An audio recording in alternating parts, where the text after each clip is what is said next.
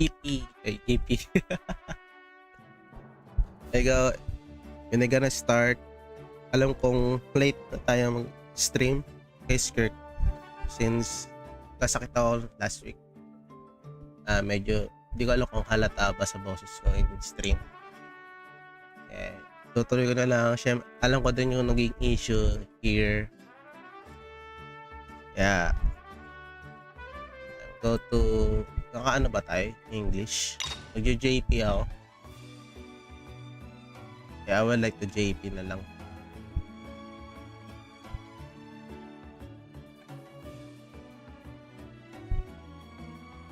JP or English? Tignan ko na lang. Sige, EN muna tayo. Yeah.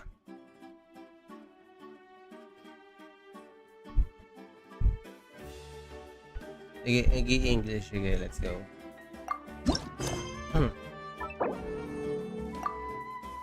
Since naka-EN naman siya. EN voice. Let's do this naman.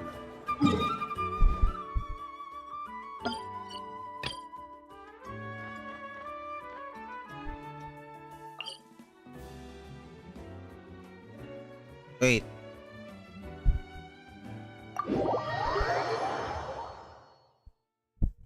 Pag ito walang boses si Baishu or yung alaga niyang snake.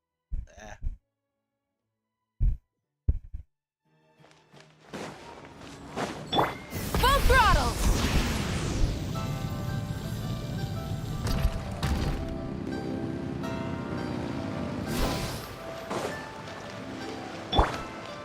Fearless. Oh. Baiju wasn't in his shop. Oh, you're looking for Dr. Baiju. Yes, He's ma'am. resting today, but he said to send any patients to the back room. Ah, okay. Thanks. We'll head on through. Okay. To the back room.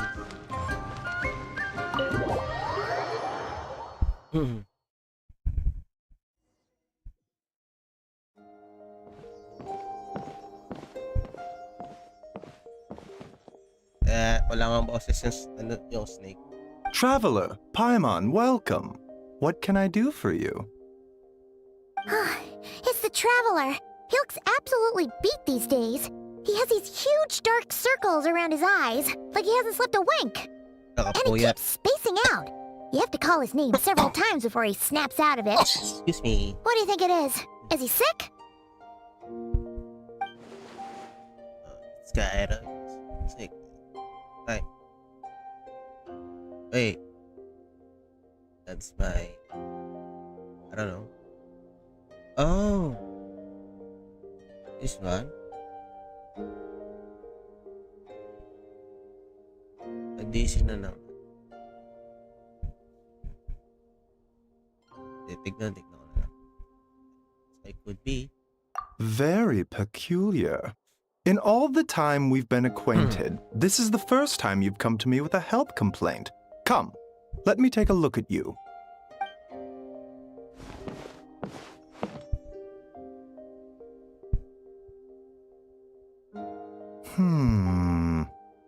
Okay. Paimon does not like that expression, Baiju. It's not serious, is it? Complexion is good, eyes are clear, breathing is steady, pulse is strong. Physically, you appear to be in good condition, traveler. In theory, your energy level should reflect that. You should be feeling right as rain. And yet, I do feel like something. So, Hence my concern. A clean bill of health is usually a good thing, but in this case, it likely means your situation is more complicated. Physical illnesses come with detectable symptoms that can be used to diagnose, medicate, and cure the condition. But afflictions of a non-physical nature, they fall outside a doctor's realm of expertise. Huh? What do you mean, non-physical nature? yeah, what do you mean? Curses, dark magic, it's hard to say. It could just as easily be a simple case of mental fatigue. Why don't you rest here for a bit? Whatever it is we're dealing with, Clues to your condition are sure to reveal themselves in time. Once we know the root cause, we can administer the right treatment. Okay. Seems na... Incense na lang. In the meantime, Changsheng and I will review the relevant literature for afflictions that present with mental fatigue. Junction.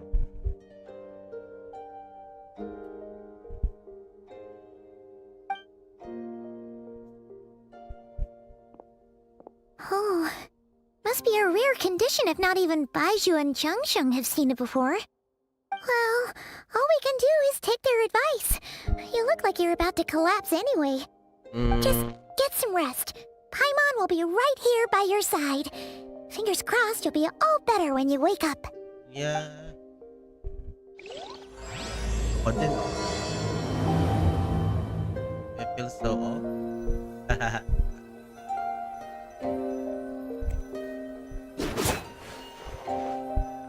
Rest.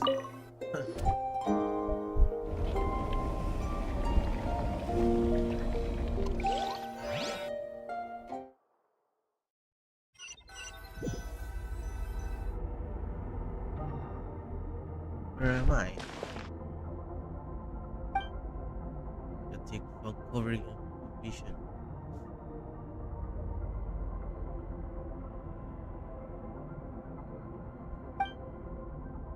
It feels like you're on the other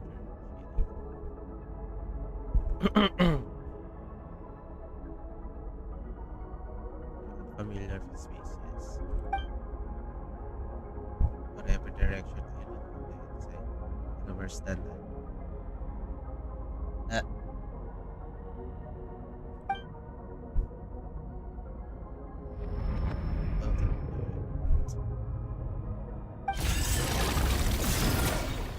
Oh. Oof.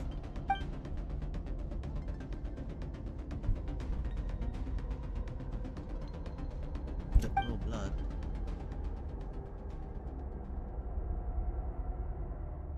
Say that yes, back.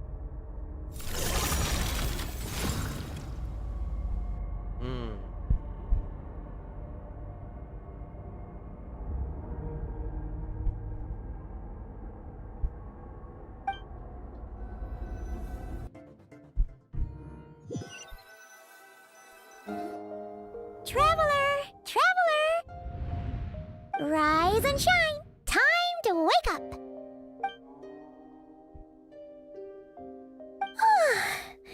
For once, you're making Paimon look like an early riser. It's already afternoon. Hopefully all that sleep did you some good. Feeling any better? I need to check that. A cut? What? Did you scratch yourself in your sleep? All right, let Paimon take a look.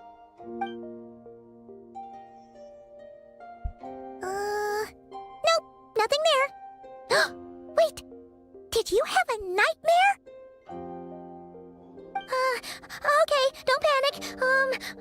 Paimon heard that dreams tell us what we need by showing us the opposite. So, if you had a nightmare, maybe all you need is something to cheer you up. Come on, Paimon will treat you to something yummy.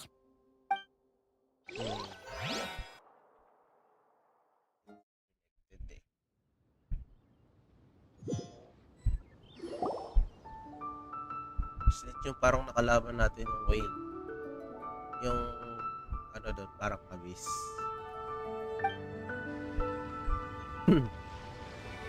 What? So, in this dream, you were trapped in a weird place with thick fog everywhere, and then a spike came out of nowhere and stabbed you in the back? Oh. Okay, well, that's a new one.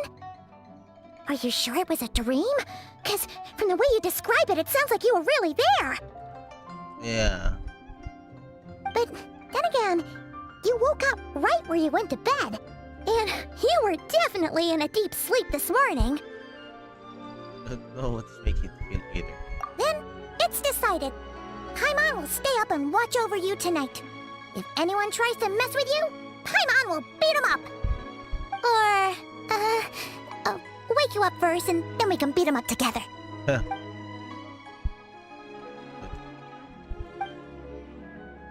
brother. That's shit. Mm-hmm.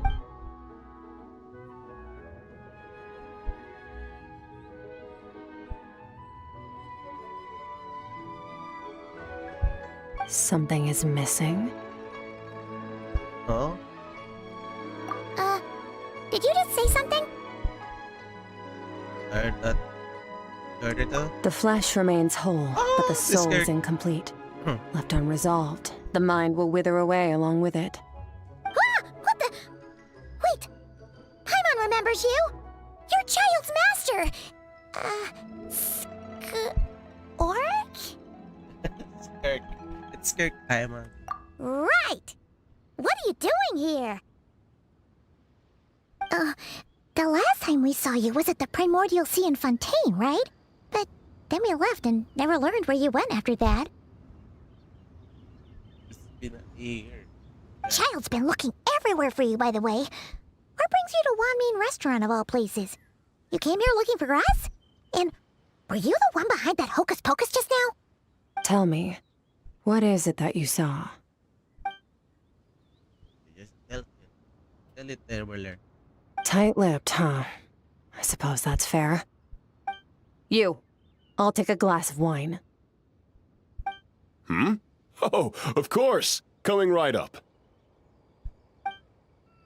We make this one in-house. It's not too strong. Enjoy. Chef Mao, I'll take a grilled tigerfish over here. Coming right up. Ah, if I knew we'd be this busy, I wouldn't have approved Shenhe's vacation. At the end of the day, what happens to you is of little consequence to me. I'm not here to try and win you over. Trust me or not, the choice is yours. If you want my help, now's the time to speak up. You have until I finish my drink. What do you know about this situation? I was investigating an abyssal disturbance in the area and happened to notice you. Part of your soul is damaged, and the wound bears traces of abyssal corrosion. Need I say more? Neither of those things sound good. Oh no.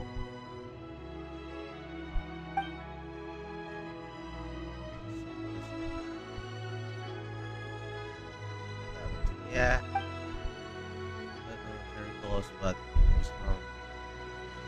Well, should we trust her? What do you think, Paimon? She mentioned an abyssal disturbance. Maybe that has something to do with what's going on with you. But we could always find a different expert on the abyss to help us out.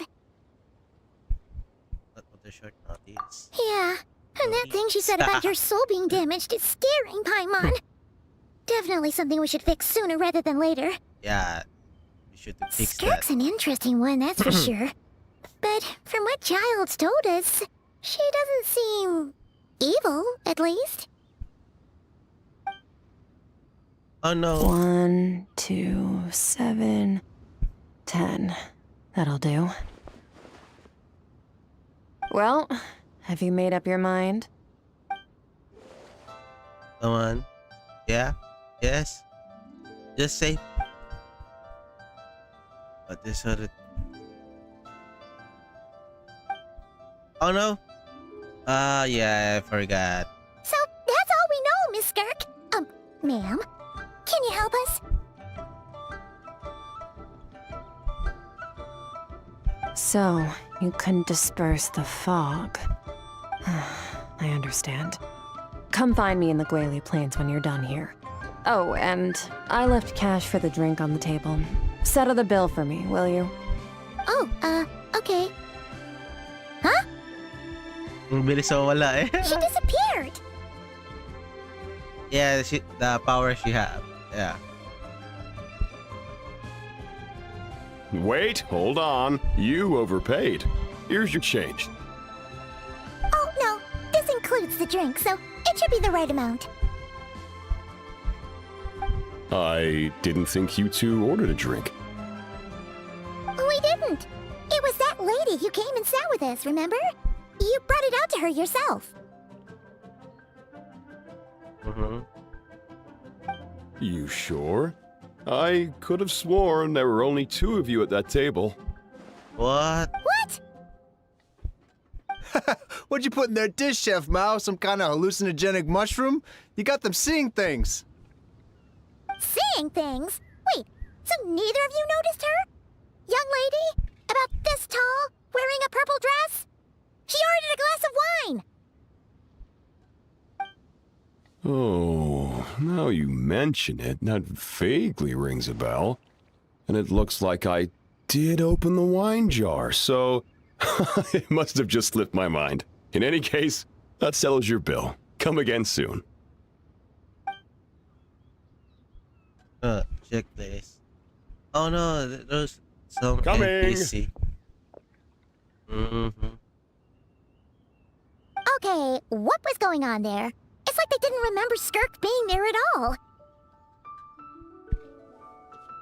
Even Paimon was half convinced we hallucinated the whole thing. But that Mora she left for us was definitely real. Oh, this whole situation is giving Paimon the creeps. But anyway, she told us to head to the Guili Plains, right? Let's not keep her waiting. Ito na.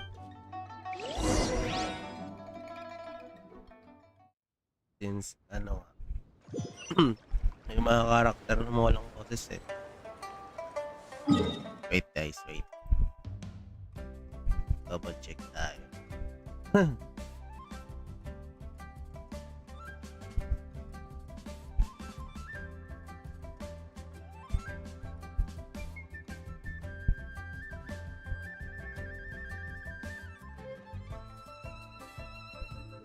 Double check. Kaya humihina nga. Nag-adjust lang ako sa settings. Something's problema minsan. Hindi ko alam bakit kusang nag-adjust sa settings eh. Kaya yan.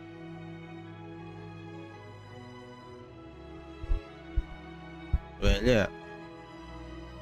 Oh. Seryoso. Or joke lang nun. Baka joke lang nila yun. Okay naman internet natin eh. Loloko na to.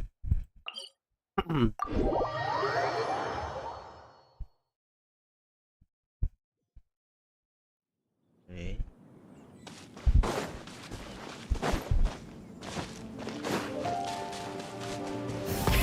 Rev the engines! 8. Ito ko na.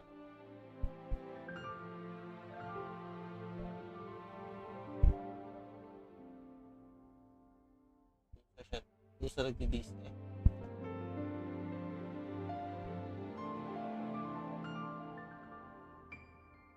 Di naman dapat.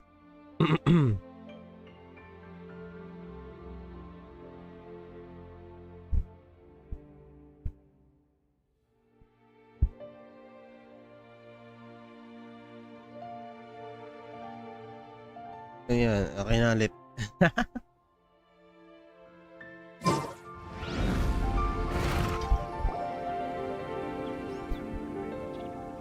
Whoa, what are all these rift hounds doing here? Huh, looks like they're collecting something. Huh. Let's go check it out. Sure. Pyroclastic surge!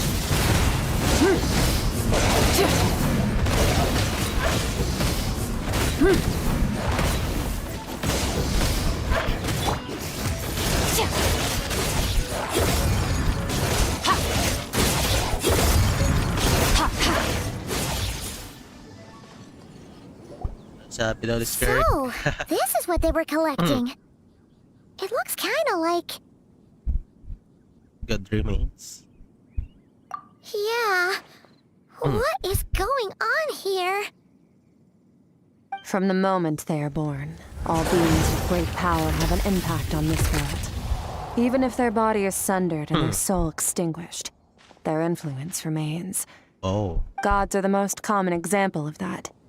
The remnants of gods who fell thousands of years ago remain buried deep within the earth, carrying within them a warped will and a dark curse. Together, These remnants form what you call god remains. And it appears that some of those sealed here were dug up and removed. There are traces left, but they're fading fast. Ang lapit ang What are mata you mo. doing? Nothing! Just wanted to make sure you were Titig na titig si Paimon. real? She's definitely not a ghost traveler. Paimon poked her, and she's solid. After he left the restaurant, daughter that realized her that Your life hangs in the balance, and that's what you're fixated on? Strange set of priorities. It was just a trick to avoid being perceived. If someone notices me, those memories are erased. Simple as that. What? Unlike you, I have no desire to establish a connection with the world. The weak and the lowly have no right to remember me. They're lucky they only have a few missing memories to show for it. Now, can we please get back on track? Okay. Where were we? Right. The god remains. So, basically, there's now less of them here than there used to be, right? Isn't that a good thing? In our experience, god remains are 100% bad news. A lot of terrible things have happened because of them. Yeah. Maybe it's a good thing by human standards, but power doesn't come from nothing, and it doesn't just disappear for no reason. The remains aren't just gone, they were taken. Seriously? Like a part of my soul was taken. Very clever, traveler.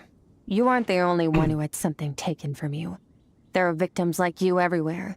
The only difference being, you can speak, and the remains cannot, so it went unnoticed. Something similar happened in Sumeru.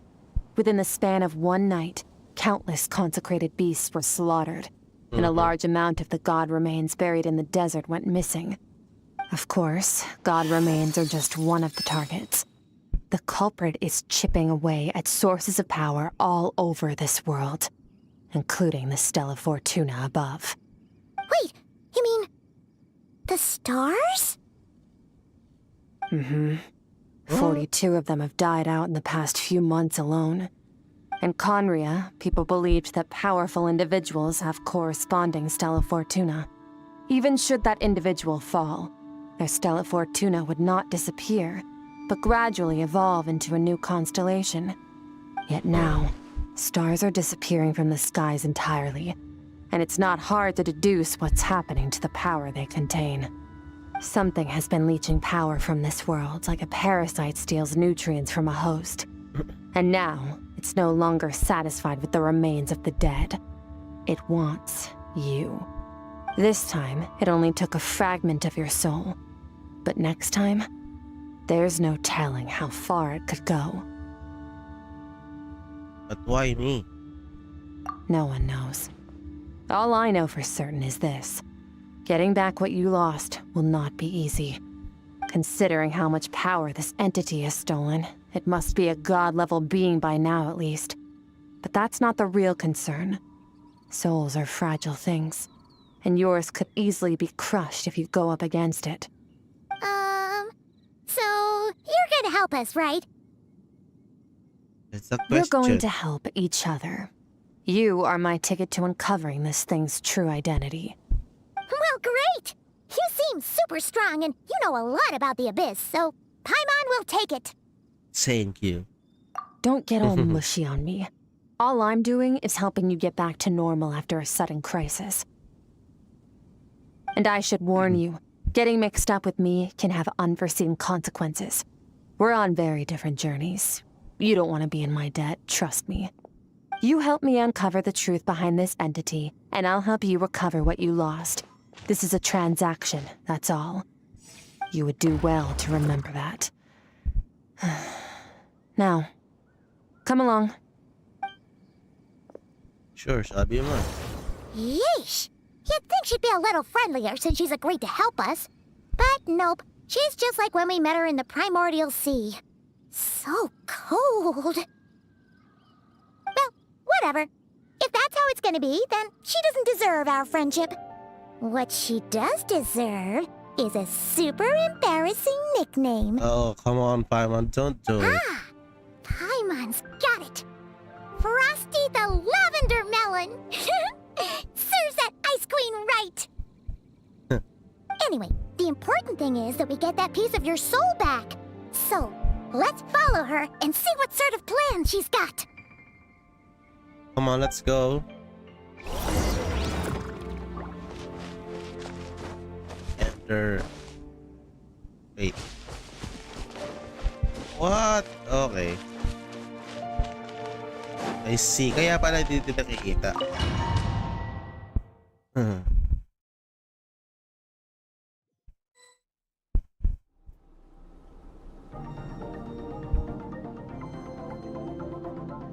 Whoa! This place is way bigger than Paimon expected. Where are we? This is where I live. I suppose it's the closest thing I have to a home here. It seems more like somewhere this beast. It is. I brought you Oh. here because time flows differently in this place. I don't know how much Ajax has told you, but when he fell into this space, I mentored him for 3 months. In that time, only 3 days passed in the outside world. Ajax? Oh, right! That's Child's real name! Yeah, Paimon remembers him mentioning something like that. So, a month here is equivalent to 1 day in the outside world? So, ganun That should kabilis mean yung we're safe oras. from that power-hungry soul snatcher for now, right? Yan. Yes, well, I didn't bring you here just to show you around. In the outside world, the Traveler could be attacked at any moment. But coming here has bought us quite a bit of time. Now, we just need to figure out how to investigate that place you saw. The one full of fog. Both your description and the abyssal disturbance I felt point to that space having some connection to the abyss. Oh. It could even be a domain similar to this one. The thief who stole that fragment of your soul is hiding there. But the abyss is a chaotic and turbulent place. If we want to pinpoint their location, we need to see what that space looks like without the fog. Abyssal power can grant a special form of sight. Have you ever wielded abyssal power before? No. Not that I'm aware of. Okay. Do you plan to learn? I'm kinda at the spot with the beast. That tracks. All the information you have suggests the abyss is something sinister, and that abyssal power is a wild and dangerous force that always spells disaster. And you're saying that's not true? Depends on your perspective. Floods and hurricanes take countless lives too. But if one day you gain the power to control them, what was once a calamity is now just another tool in your arsenal. I'll respect your opinion, though. Just means we have to turn to the second best option. That's it. What's A little this? abyss crystal that contains my power. Wear it on your head, and we'll be able to perform dream mirroring when we fall asleep. Hey, Dream earpiece. mirroring? It means experiencing whatever the other person is dreaming. Everything they see, think, and feel. Since you haven't studied the art of using abyssal power, and have no plans to jump in the deep end right now, I'll have to do the investigating for you. With dream mirroring, every time you slip into a deep sleep, I'll see with my own eyes whatever scene plays out in your mind. Then, I can guide you through the dream environment, and we'll take back what was stolen from you. Huh. You make it sound so simple. So all I need to do this is wait. If there's anything you need to do to me. Tough to say. This is an unprecedented situation for both of us. Even assuming we do manage to find where this entity is hiding. Like I said, getting your soul fragment back won't be easy. To play it safe, I need to give you some special training first. Wait, you're gonna teach him some of your martial arts?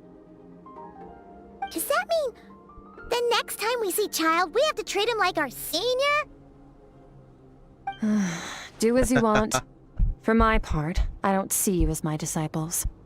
You're already a pretty good fighter. All I'm planning to do is build on your current skills and train you for the specific scenarios that I think we might face. But that's enough talk. If you're ready to do this, then come with me. Time might be more lenient here, but that's no excuse to waste it. Oh, she moves fast. Paimon can hardly keep up with her. Enough talking. So, Let's go. Special training, huh? Kind of a rare opportunity. With your skills, there's not a lot of people qualified to train you. The last time something like this happened was probably anti-Raiden Shogun training, right? Oh, feels like a lifetime ago. Skirk seems pretty It's strong been too, 3 though. years, I You think. remember how she said that the all-devouring narwhal was just her master's pet? Maybe we really will learn something here. Before that, jingle muna ako. Jingle, what do you mean? Gonna go to see her, guys.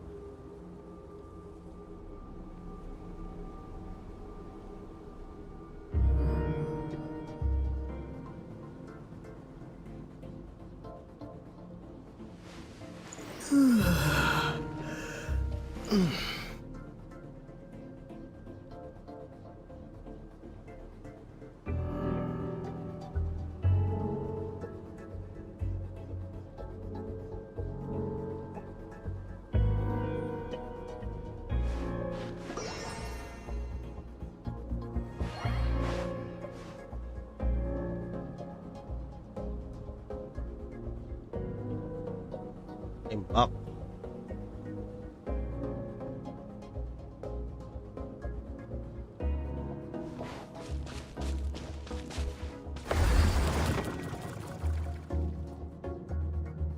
Yeah. Let's go to training. Training.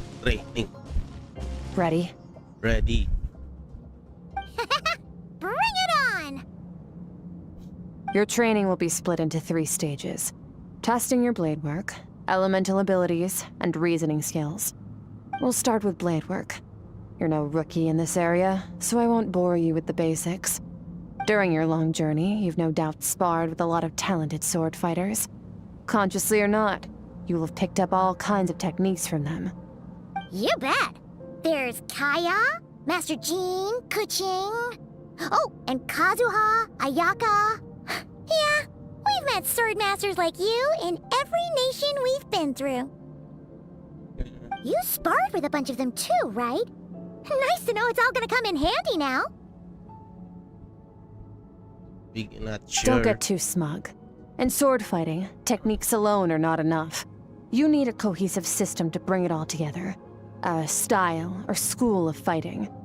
To use the human body as an analogy, your style is your skeleton, the foundation, the framework. Techniques are the muscles and other flesh attached to the bones. This is where your strength comes from. Improving your sword fighting is like growing that body. If your frame got bigger and taller, but you didn't add any muscle mass, you'd be weak and flimsy. Then again, if you packed on pounds of flesh without a big enough frame to support it, you'd end up bloated and unwieldy. Understood. So what's next? You need to do some introspection. Take a good, hard look at your past experiences and figure out which parts of what you've learned are just techniques, and which parts can be used to form your own system of blade work. Okay. Only then will you get the full utility out of all your thoughts and observations along the way. Only then will every strike you deliver make perfect sense. Wait, is that it? Paimon thought you were gonna teach him some cool new moves. Like when you went swoosh and opened a tunnel to another place. One day, Uh-uh. you'll reach a new level of power where you realize that even that's as basic a trick as any other. But right now, our sword styles are so wildly different that teaching you mere techniques is pointless. There are no shortcuts in the pursuit of power. Failure is your best teacher, and rigor is your coursework. That's all I have to say. Yeah, totoo Time to yun. make a start. Train until you're satisfied with yourself. Now focus. Destroy the crystal columns as swiftly as you can.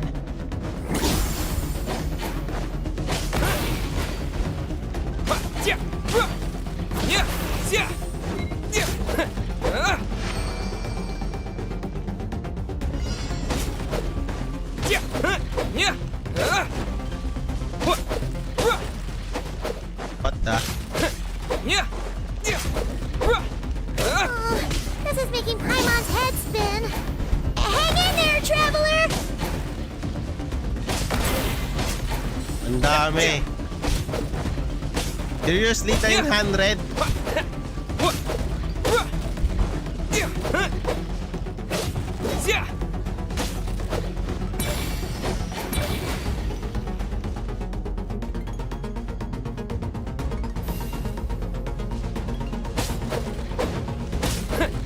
Shortcut pala eh.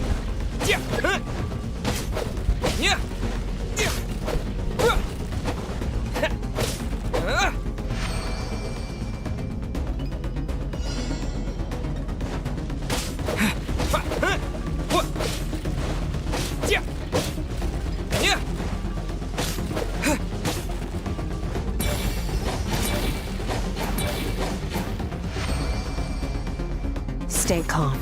Use your head. You have to keep it together.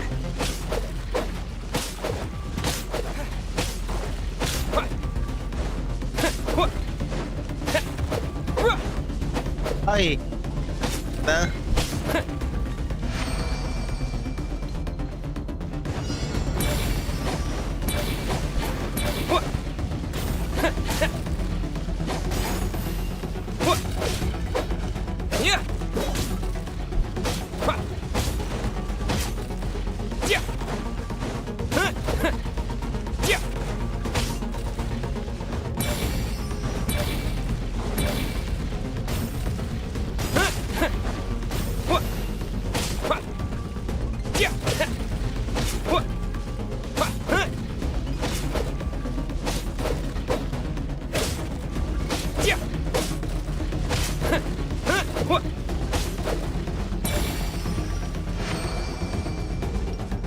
Okay. Wala akong alam to. Report is a whole view. Oh, different effects.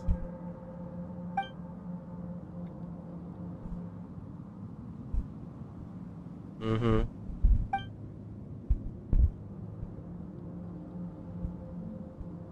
Technique is I have. This moment will be frozen in time. Cut to the chase.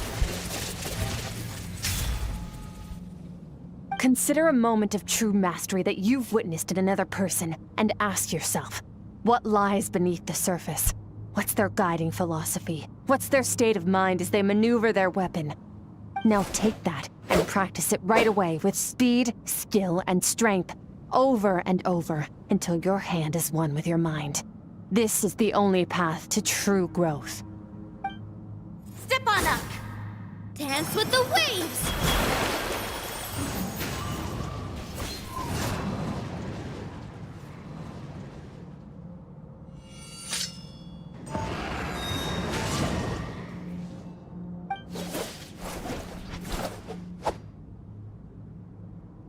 Sword. My journey. A sword style, my journey, yeah.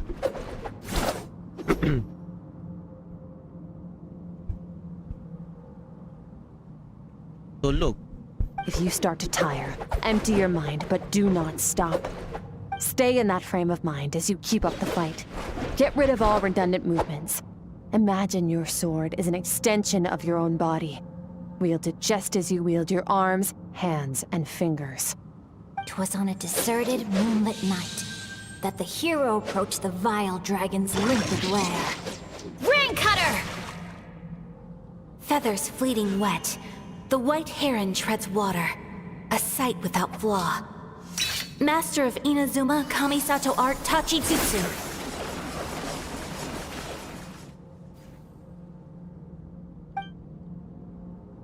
Slash my blade. Okay. Turn up limit as the power is struggling through.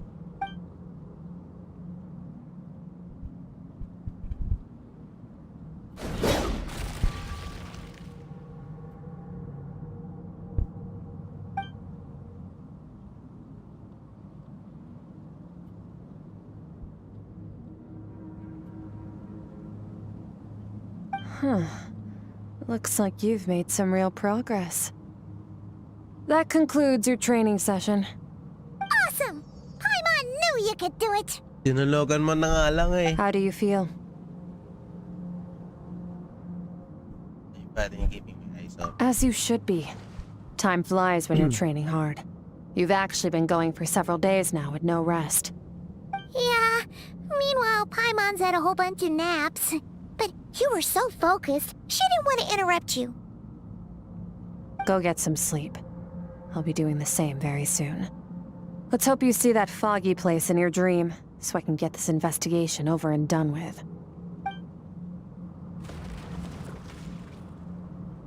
So that's how skirts train. Sometimes, you have to practice a single movement 1,000,000, maybe 10,000,000 times, before the breakthrough moment comes. Nothing in the outside world can help you in this process. The most important thing is to remain patient.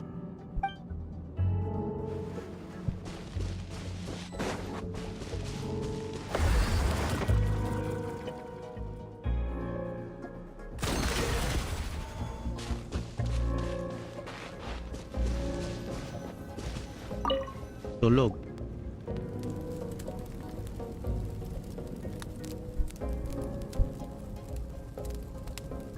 Or ito yung copyright na ano, YouTube. Tumutulag sa account.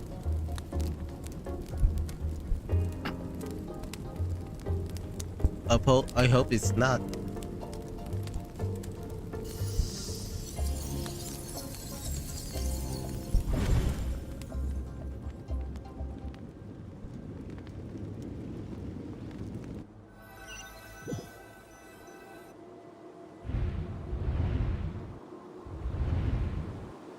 Yan na naman tayo.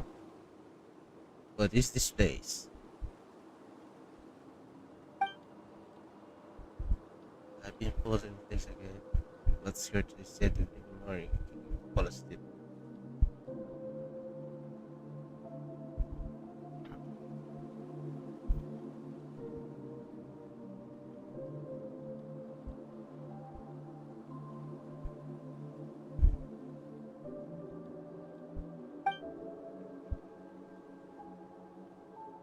Close inspection. This is same dream. At the same time, made my hair stands up end. Yeah. Hold on. If it's dream learning, is it to process? Easy.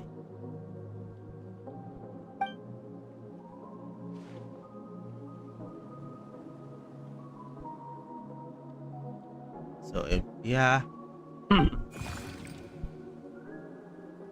Strange creature. What's that? Strange looking creature is first from.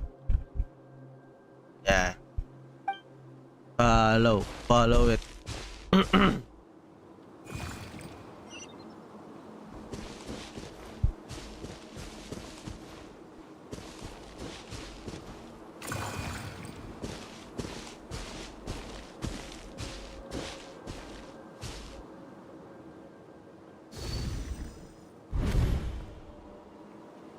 Skirk, why are you skipping classes again? We've talked about this. Cause he's a crabby old man, and he's a boring old man. I don't like going to his classes. Oh.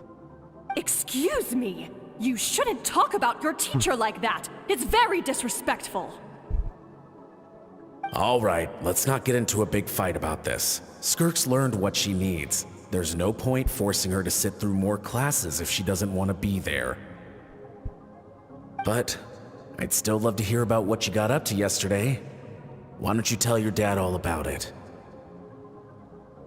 went diving, and I saw this huge fish. I never knew they could get that big. It looked kind of dumb, though, with that stupid big fat head. I tried to shake its fin, but it just spat water at me. Oh, and today, I'm gonna go to that prairie up north. There's supposed to be this giant bird there that can spit fire.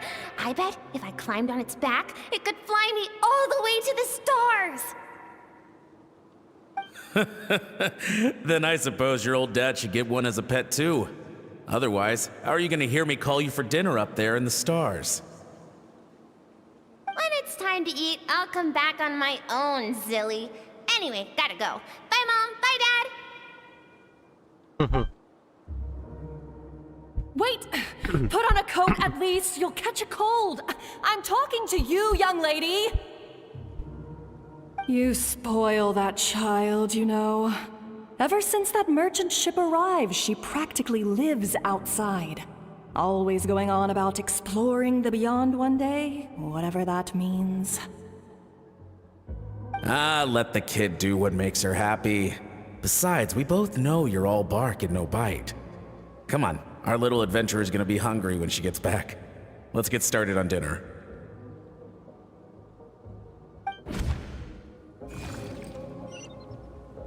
Okay, this is Skirk.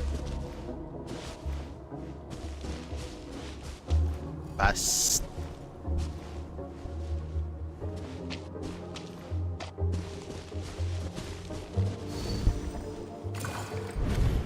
The stars shimmer high above. But what lies beyond the stars? Mountains as far as the eye can see? An endless snowy plain? Or maybe buildings taller than the sky, like the people from the merchant ship said. I can't be the only one asking these questions. The universe is fascinating. If only I could meet some other people like me. We could set sail together and explore every corner of the world. I'm sick of being a kid. There's so many amazing things out there, and I'm ready to see them all. But for now, I'm starving. Better get back.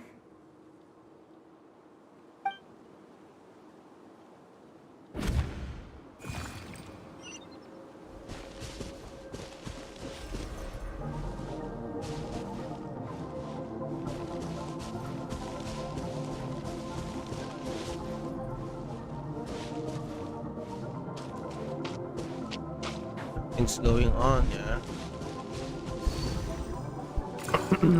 Just me. Don't let a single one of them get away! No, please, spare the children! Stay back! They're coming! Run! Help! Eliminate the threat. Take them down. Don't be scared. Ah! This way! We'll never make it! Fire. There's fire everywhere. What happened? Oh no. I told you we shouldn't have trusted these outsiders!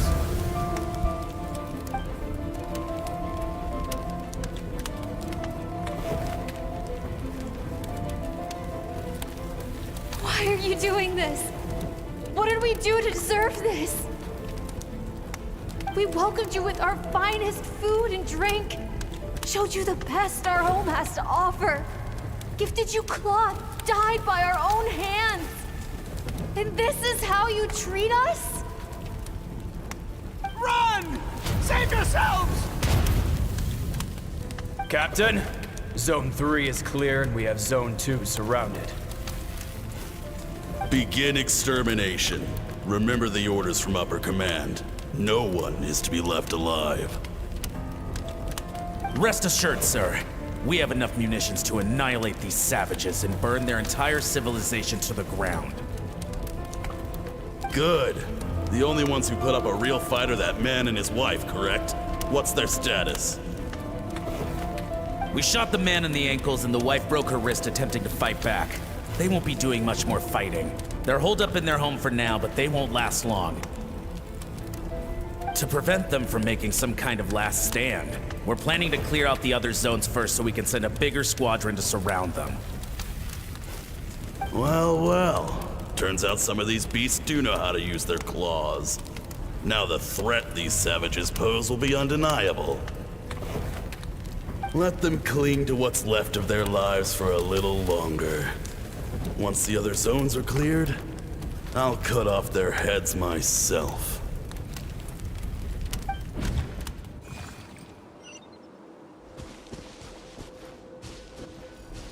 Tragedy. Oh.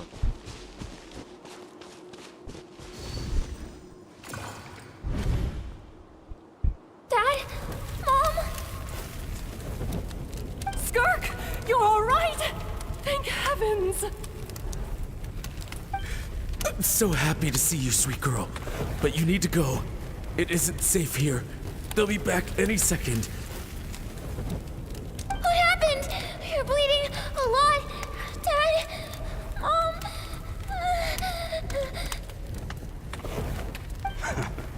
This is the place. Alert all units. Prepare to surround. Run, Skirk! Run as far away as you can! Don't trust anyone! Your dad and I, we're not afraid to stare death in the face, but we need you to survive. My clever girl, so curious. You're already so brave. I know you're going to grow up to be such a positive light in this world. Whenever you miss us, just play this song. Remember, life is a gift. Don't let darkness claim it. Break down the door! Look what we have here. A savage that can pluck a tune. Well, the show's over.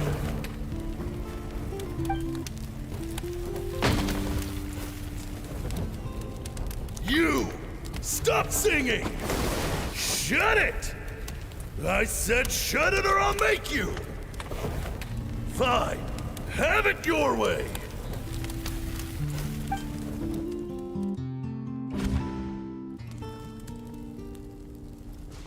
What was that?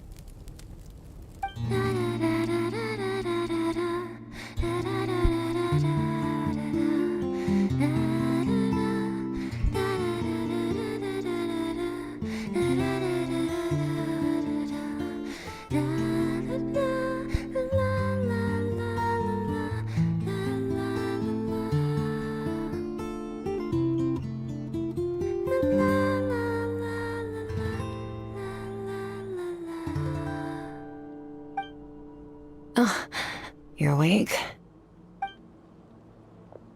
I found a few clues while you were asleep, but it's only a start. Now, time for the second stage of your training. This time, the focus is elemental energy. Come find me when you're ready to begin. Do this.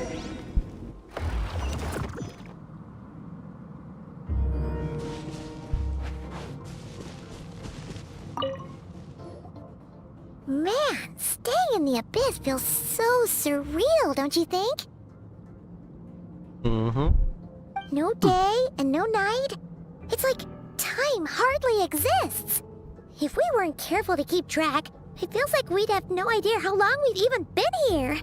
That's Well, except for the fact that Paimon still gets hungry like clockwork. You go do your training. Paimon's gonna grab a bite. you know what, eh?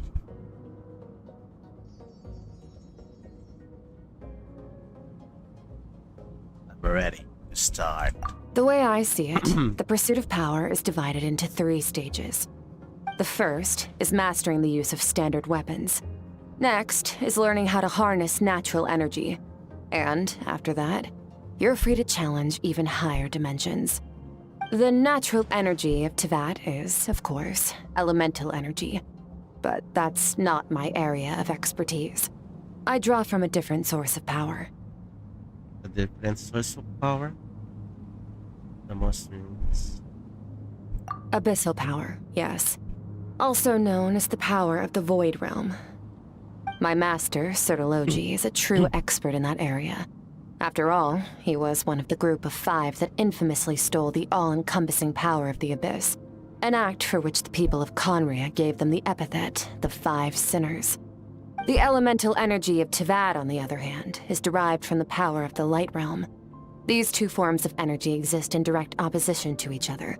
Suffice to say, there's not much I can teach you this time. But there's something familiar about the power you use. A keen observation, traveler. Call it respecting local norms. The Abyss stands in direct conflict with the will of this world. So, to make my life easier, I disguise my power to make it appear cryo-like in nature. It's a technique I learned from some Conrian ruins, known as the 7 Shifting Serpent. If you ever change your mind about delving into abyssal power, I can teach it to you. Abyss power, sir. Abyss power doesn't suit me. I have ability to purify abyss power. So I've heard. You seem to have a knack for removing abyssal power. But is purification really what's going on there? Like I said, power does not simply disappear. What are you trying to say? Just thinking out loud. Let's focus on your elemental training. That's what's gonna help us if the situation gets tricky. True growth comes from adversity, but only if you make the choice to pick yourself up again every time you fall. So, it's time to push yourself to the limit, and then keep pushing. This is the only way to advance at pace. Use the power of Animo to clear the field as fast as you can. Windblade! Ba yan? Tikit kaya kayo dito. Windblade! Pa.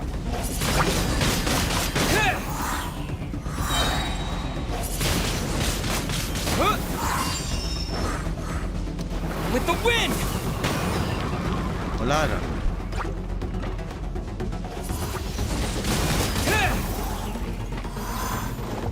Windblade! Windblade!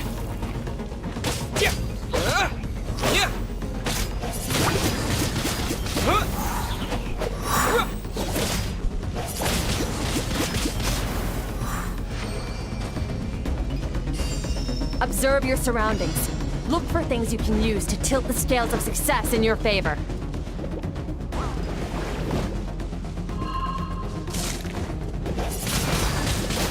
Dito ka nga. Disappear!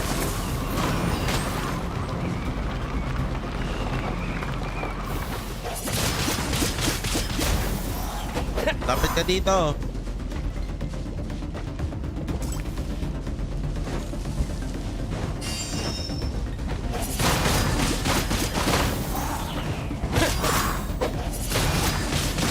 Windblade!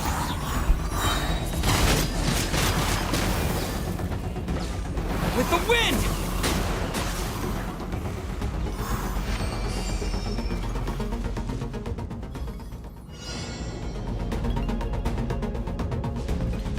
Use the power of Hydro to destroy the spikes. Water jet! Faster.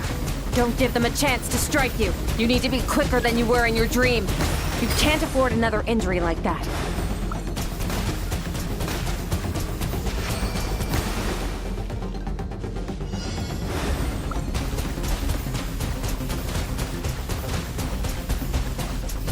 Go!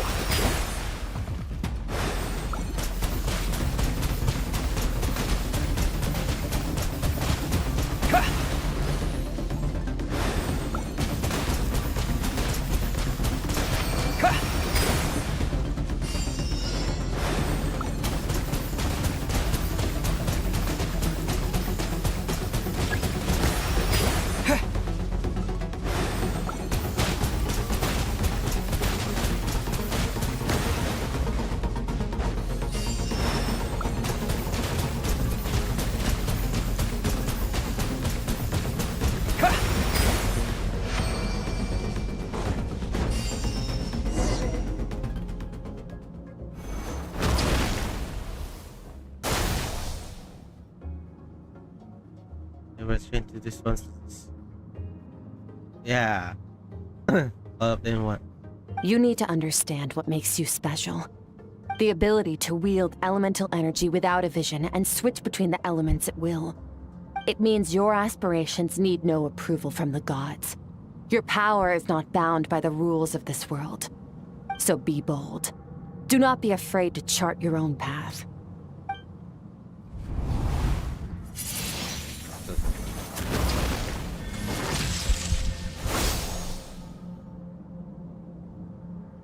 All element sometimes. Mm-hmm.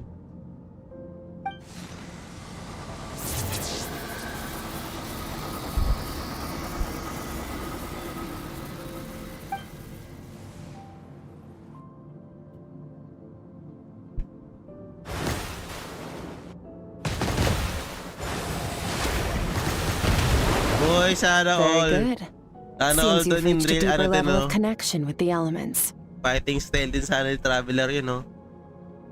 How long have you been this? Long enough for you to lose yourself in your training, which is a good sign. Relentless practice with the elements has drained all your strength, but it's also what allowed you to make progress. Get some rest. When you wake up, we'll proceed to the final stage of your training.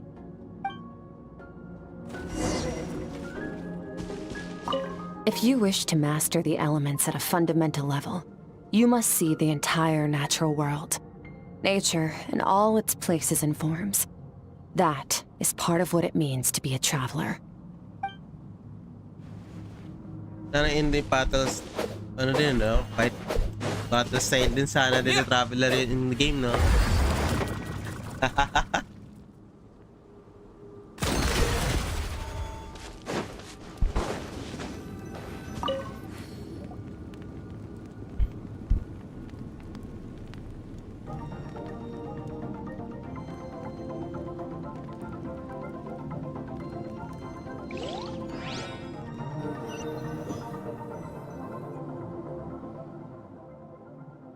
This place again?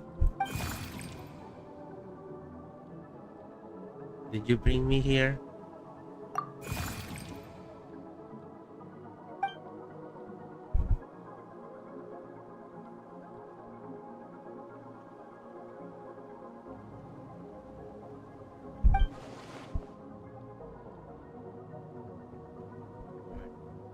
Talking about this time.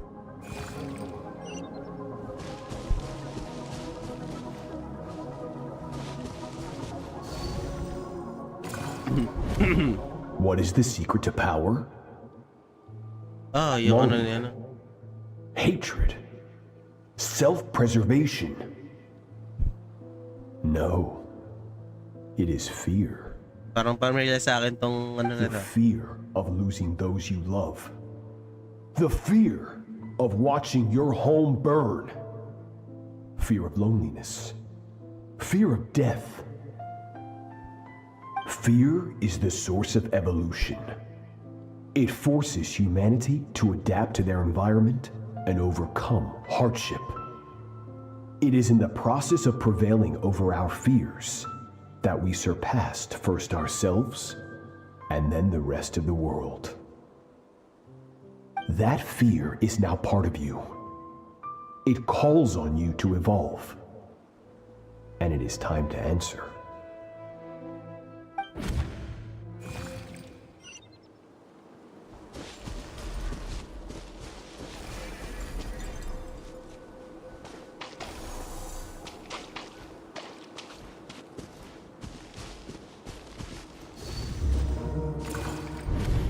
Any minute spent missing home is a minute wasted. Practice your sword work instead. Do not make me tell you twice. But, Master, I can barely lift the sword anymore. If I keep going, I feel like my wrist is going to break. So it has not broken yet. Then pick up your sword and keep practicing until it breaks. I want to hear the cracking and splintering of bone. After all, bones can always be reset.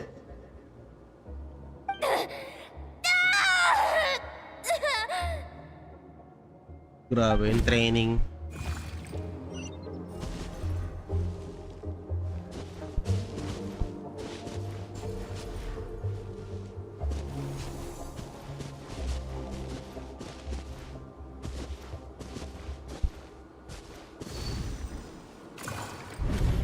Good, Skirk.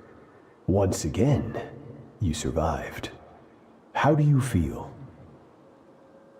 Cold. In pain.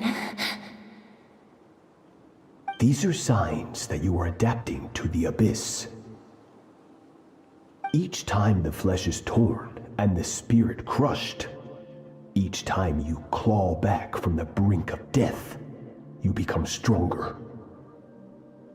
I now understand why these people sought to destroy your homeland. Your potential goes beyond even what I could have anticipated.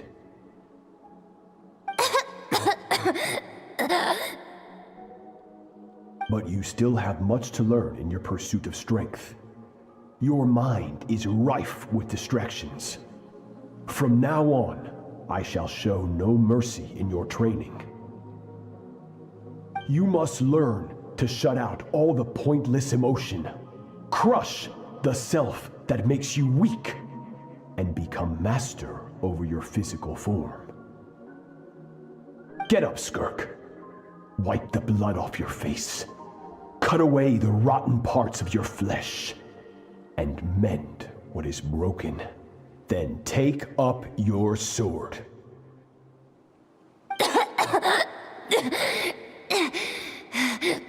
Yes, Master. Oh.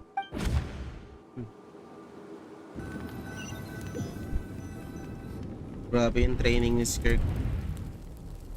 That game's over. I can get us.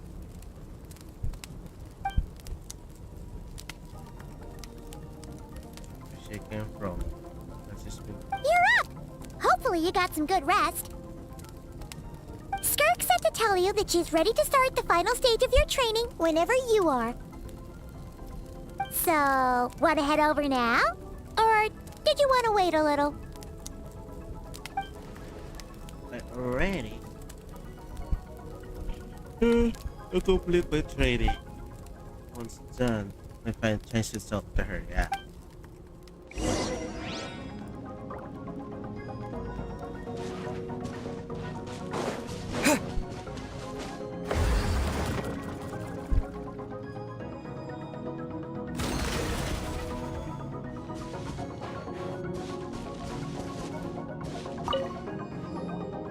From your training so far, you have gained better command of the sword and more control over your elemental abilities.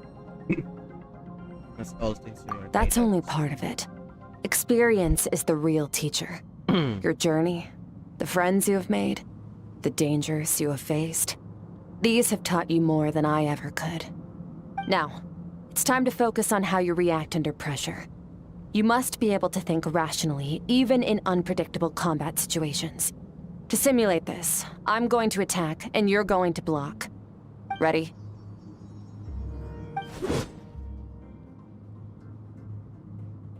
Give me your worst. Oh, yeah. Not bad. That defensive stance looks near unbreakable. Just like your sister. What? That reminds me. You still don't know what happened to her, do you? Shit. Don't lose focus. Sabi ko na nga eh. Technique ko yun eh. Hey, no fair! That's cheating! You think every opponent has the same moral code as you? You can denounce their deplorable methods all you want. But only if you live to tell the tale. The dead don't get to complain. Strong emotions will always arise in combat. Anxiety, anger, fear. But a true warrior is never at their whim. Only when you are free from the influence of emotion can you make the right choice, no matter the situation. Are you describing yourself? How amusing. Almost sounds like you think you know me. But you don't. You can choose your own path. We are not the same. Let's begin. Try to use reason over emotion. Make the most rational and advantageous decision in any given moment. This is your final training session. Look alive. Same drill as before, but this time I'm going to interfere. Hold your focus.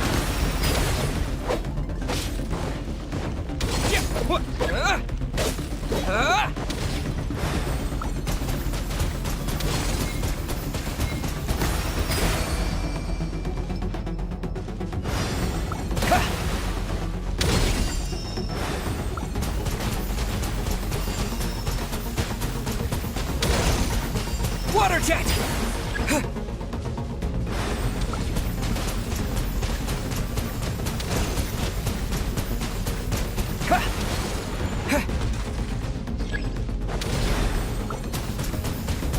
Go!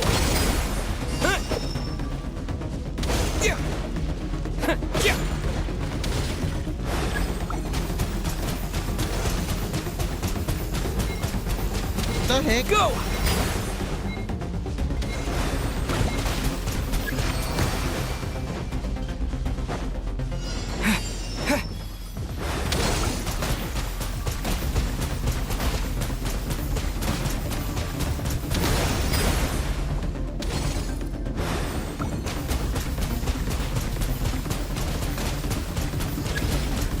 Water jet! What?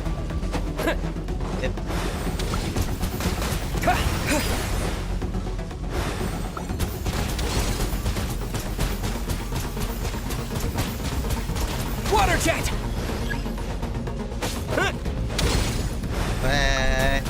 Sana yung sa dodging mechanics sa kabila. Oh my god.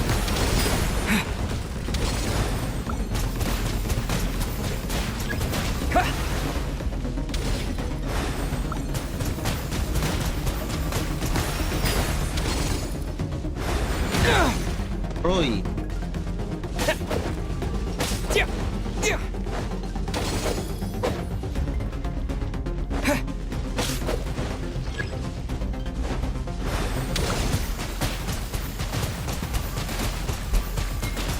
Water jet!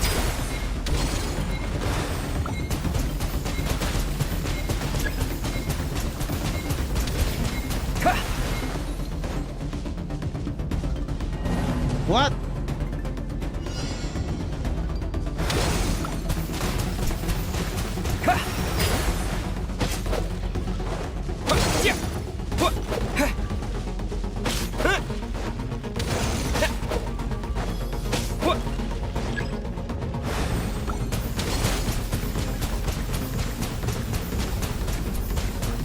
Water jet! Ba't di natatamaan?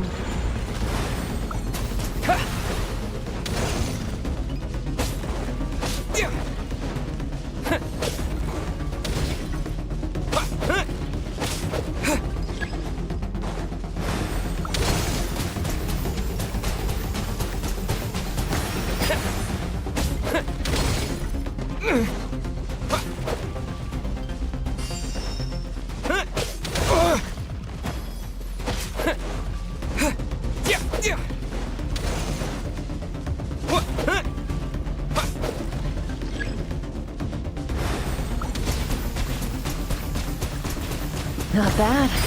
Better than I expected.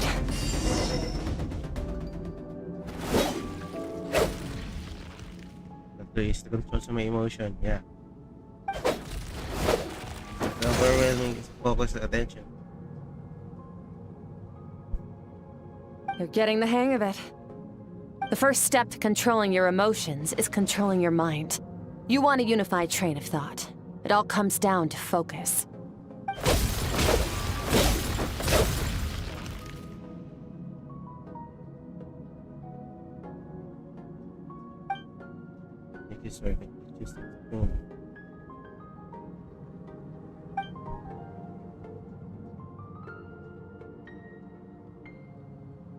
Your mind is rife with distractions. From now on, I shall show no mercy in your training. You must learn to shut out all the pointless emotion, crush the self that makes you weak, and become master over your physical form.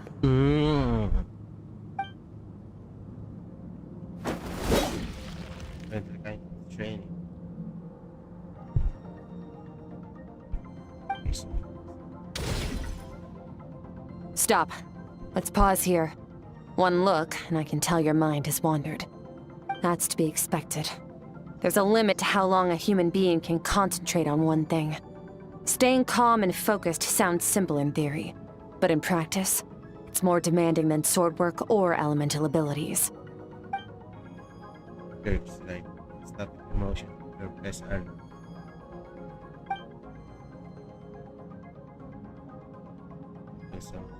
Get some rest. No point training further if you're already dead on your feet. Like I said at the beginning, the only goal of this training is for you to reach a point that you're satisfied with. You managed to push past your limits, which is a good start. You can be proud of that and sleep well knowing that you've earned it.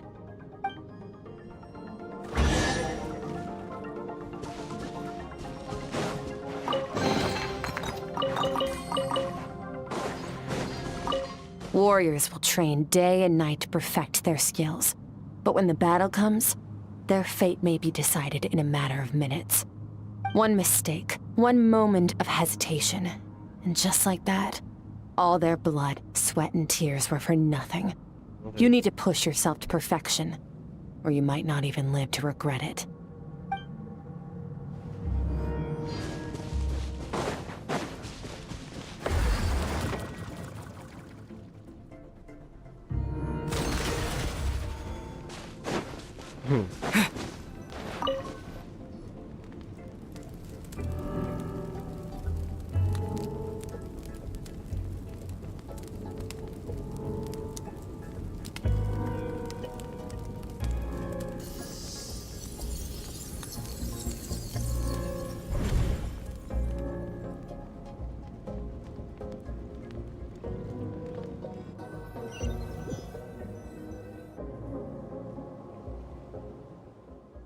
Looks like some back.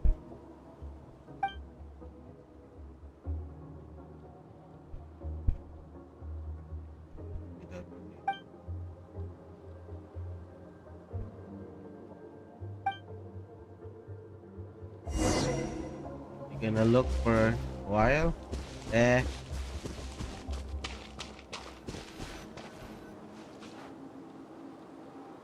Skirk is amazing.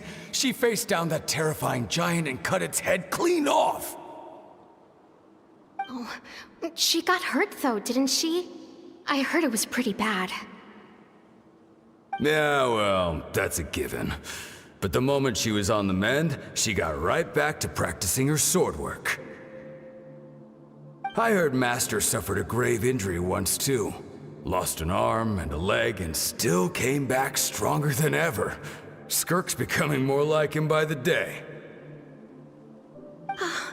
Incredible. I wonder if I'll ever reach their level. They're always so resolute, so unshakable.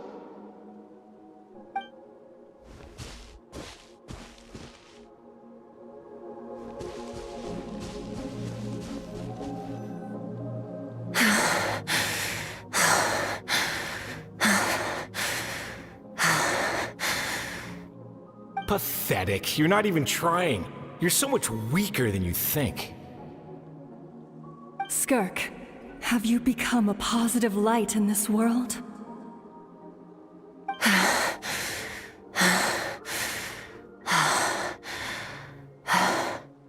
Do you even remember how many of us perished in that fire?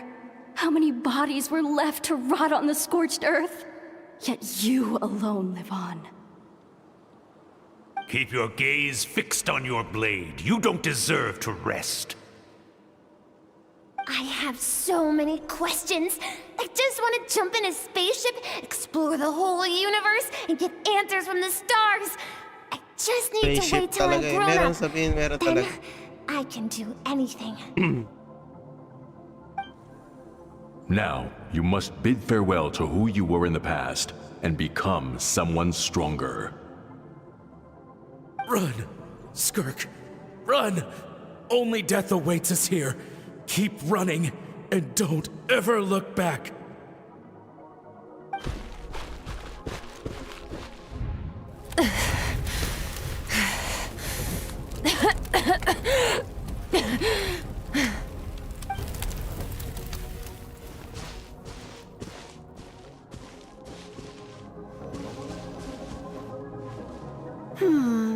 Let's see here.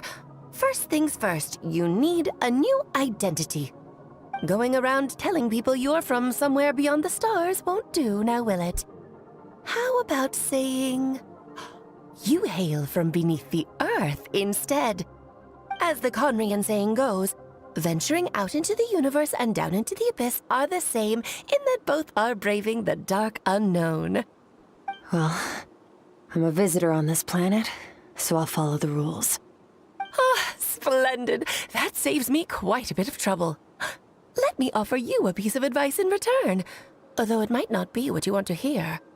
I know the pursuit of strength is important to you, but taking a moment for yourself every once in a while is never a bad idea. Ignore her existence for too long, and there will come a day when you can no longer hear her voice.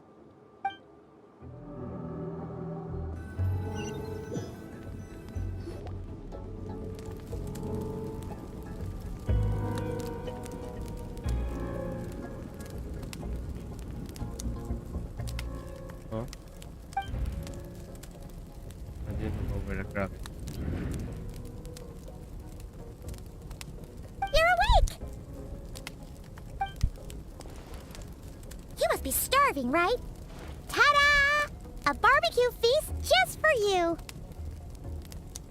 Yeah, I'm a little hungry. Of course you are! That's why Skirk and Paimon got this all ready for you. Dig in, before it gets cold. You too. So you're best friend now? Ah, well, if you're around someone long enough, it's bound to happen. Plus, Skirk can cook.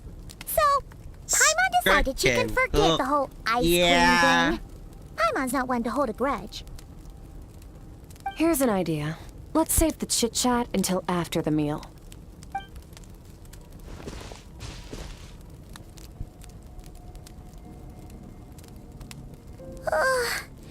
So full. Okay, it's Paimon's turn to sleep now. Wake her up when it's time to go.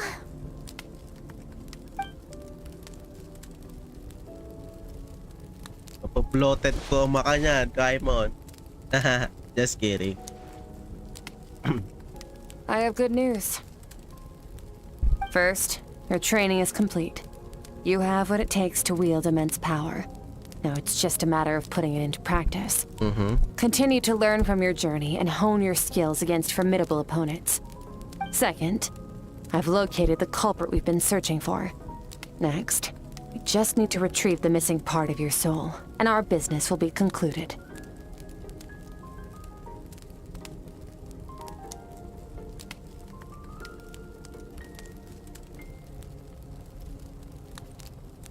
Thank you.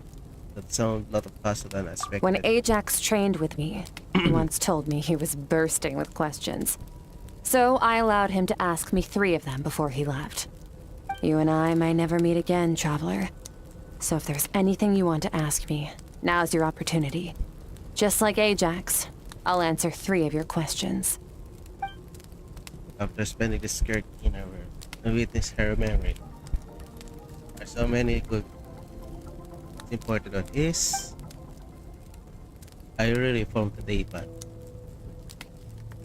Okay, not the angle I was expecting. What makes you ask that? Sorry. I can't tell either.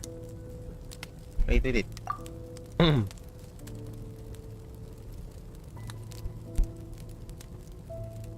Sorry, I couldn't tell you either.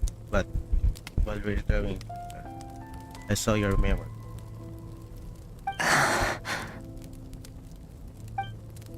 This is the first meet here. I guess I really big surprise. I knew that was a possible side effect. Closed off my mind to you for that exact reason. Even with the dream mirroring, you should have seen nothing but endless darkness.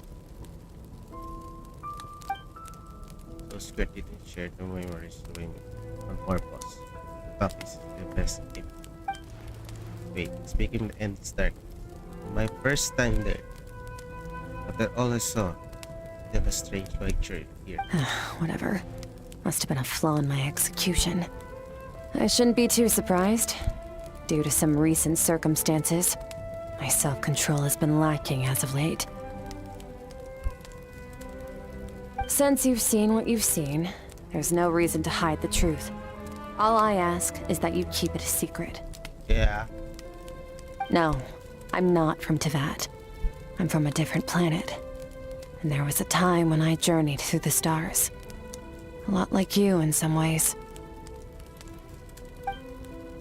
Like me? You mean you're also the descender? No, we're different in that respect. You're influencing the fate of this world. But me, I'm just passing through. Several hundred years ago, my master, Sertologi, opened the border between worlds and sent me here. But this is not my home. And one day, I'll return to the vast unknown of space. So, there you have it. On to your second question.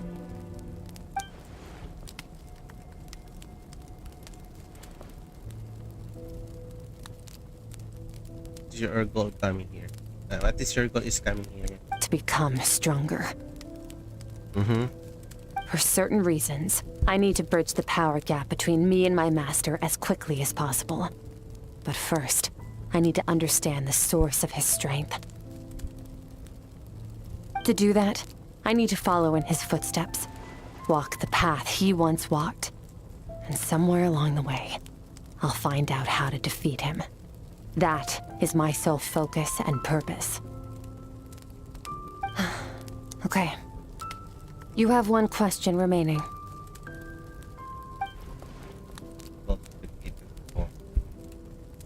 One of those. But even if we could place the answer, I thought she wants to talk about the question. Okay. You make it sound so easy. Ever since the incident I experienced there, I've never stopped searching for Master Skirk and that unknown abyss. But it's been years now, and I've still found nothing. Maybe I should opportunity child some answer. Well, your last question? When you know us in looking for you, right? Are you going to let him to see you? Ajax. His situation is different than yours. Before you ever crossed paths with me, you'd already encountered many formidable people, studied their techniques, and developed your own skill set. So, during your training, all I had to do was build upon that foundation. But Ajax was so young when he came to me. A complete blank canvas. Children can't help but imitate their role models. In the long run, that would only hinder his growth. Once Ajax has enough strength in his own right, I will allow us to meet again. Until then, let that motivate him to reach his full potential. Oh, okay. Let's count because I give the answer.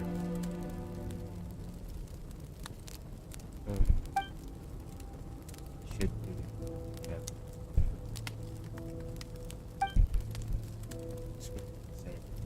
This to me is the only point.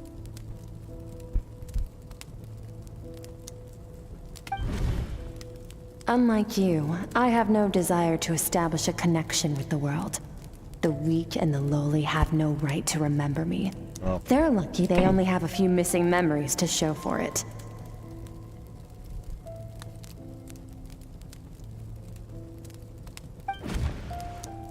At times, she never established a connection about this world.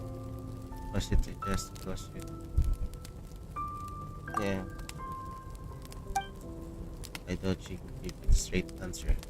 Decide this already. Wake up your companion. It's time to go.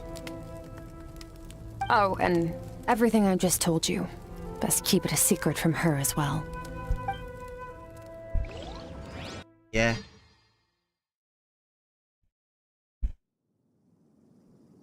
Time to go. Oh, finally. Where are we headed? Just follow me. I'll open an abyssal rift close to the culprit's location. It will take us to where he's hiding.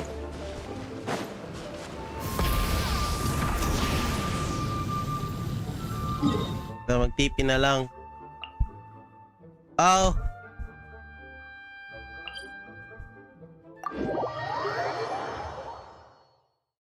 Saka kasi madalas talaga sila.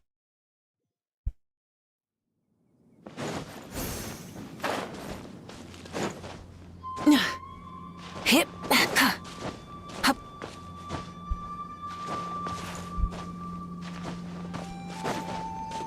Try and stop me!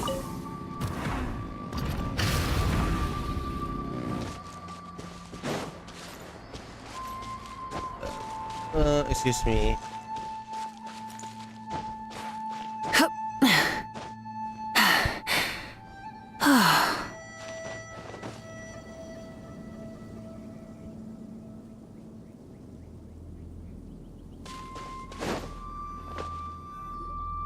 Wait, this is near the chasm, right?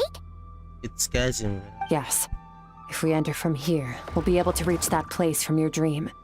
You have some experience with abyssal domains by now, but still, this is someone else's territory. Best to proceed with caution. Don't worry, Paimon's an expert at hiding behind other people for safety.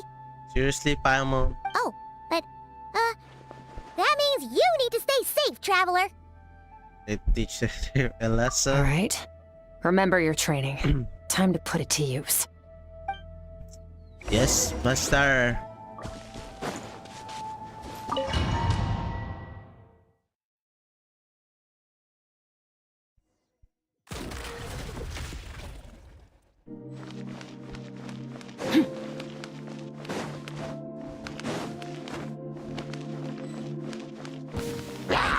Merciless! Into the void! Ha! Ja! Ja! Water jet! Bombs away! Ja! Ja! Ha!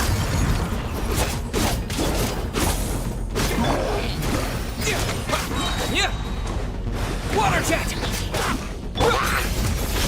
Ja! Ja!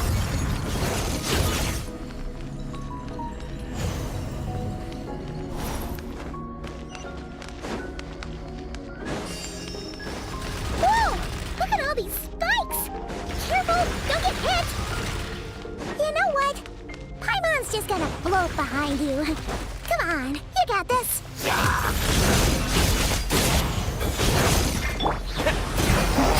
Yeah! Ja! Ja! Ja! Ha! Ja! Ja! Hey, what are you two doing here?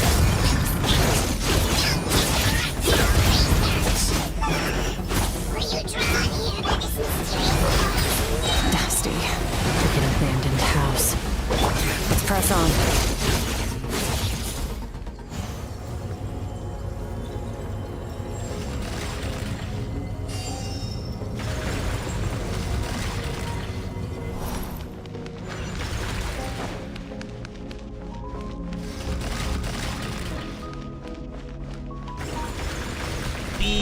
Never catch me. Oh, looks like this is a dead end. Did we make it to his hiding place? Dito na yon. Ugh, this fog is making it impossible to see anything. This should be the place where you were attacked, traveler. Yes. The missing part of your soul should be nearby. Can you sense where it is?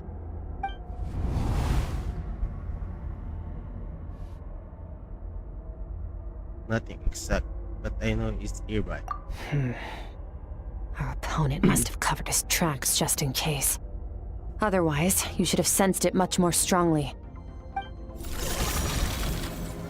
Hold on! Look! The spikes are back!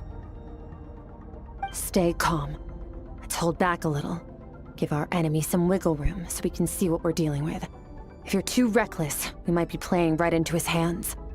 Our enemy took part of your soul for a reason. It's likely he integrated it into his attack somehow. If we're smart about this, we can track it down.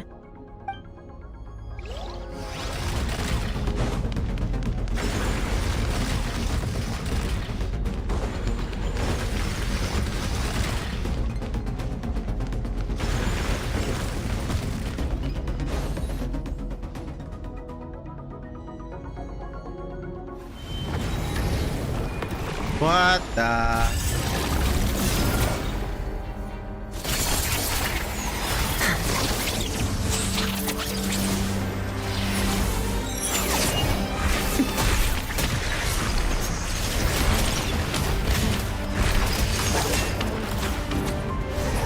From the start, the attacks have been focused on me.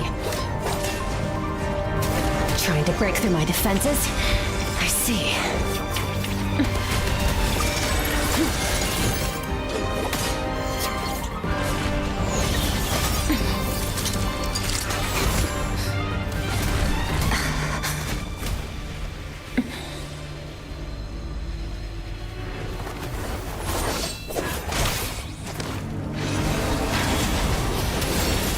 Whoa.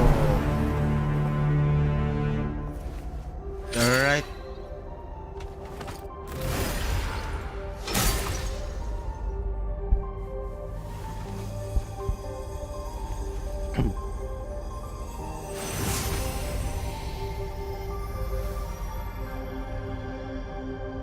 There.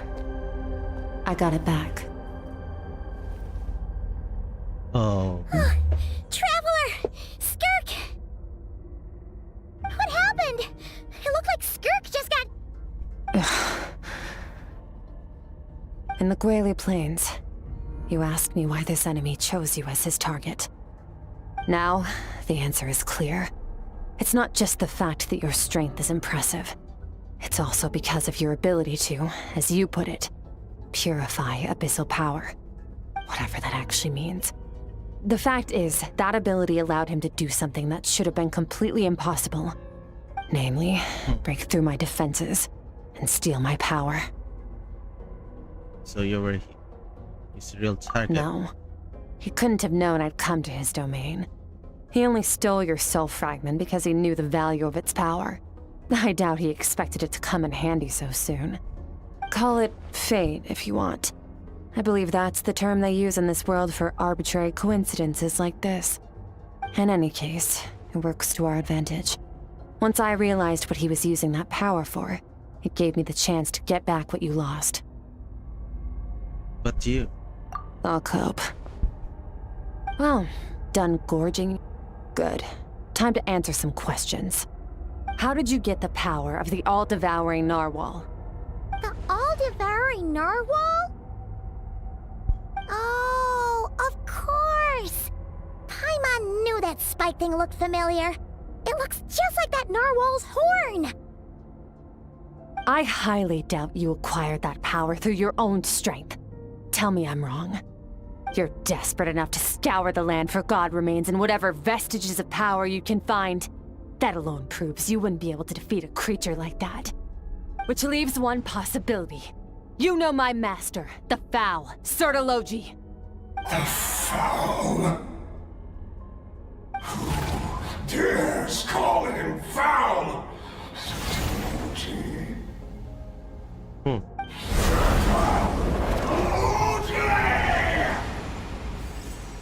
What's wrong? Bit off more power than you can chew? You're struggling to hold a basic conversation. Just a little longer. I'm still...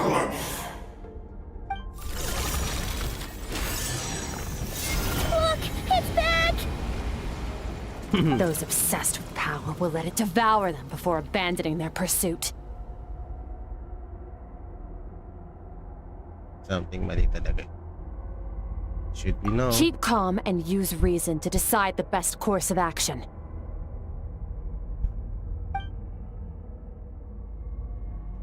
Skirk is right there. So, eating way of the dog. I should have hit.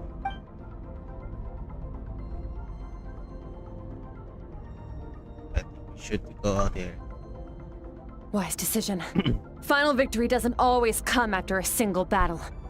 You've got your soul fragment back, so we both got what we came for. Let the enemy draw breath while he can. It won't be for long. Get us out of here, Traveler. You'll need to lead the way this time.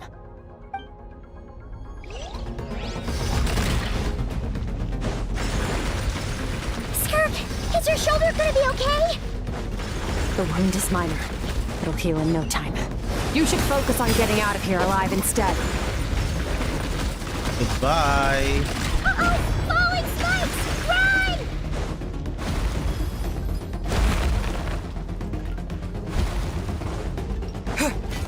Go! Yeah.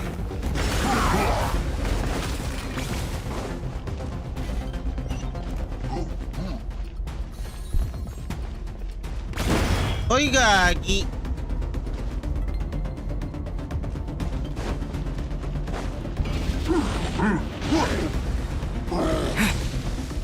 Nakailag eh. Watch out! Looks like this place is about to collapse!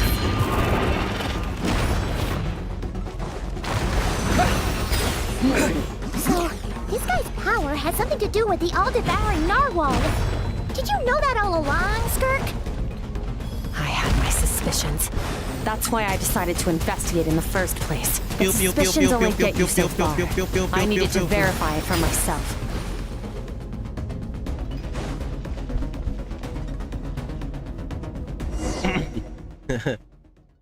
Laglag tayo eh.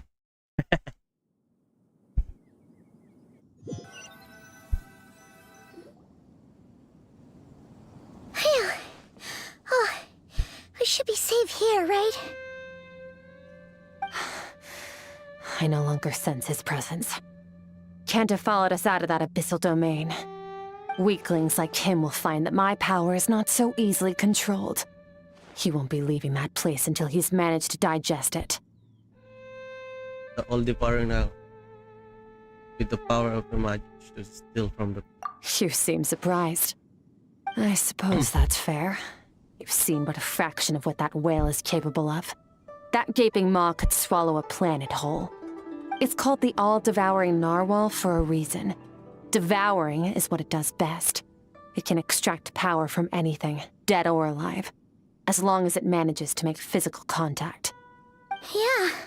When we had our run-in with that thing, Neuvillette mentioned that it has an instinct to devour.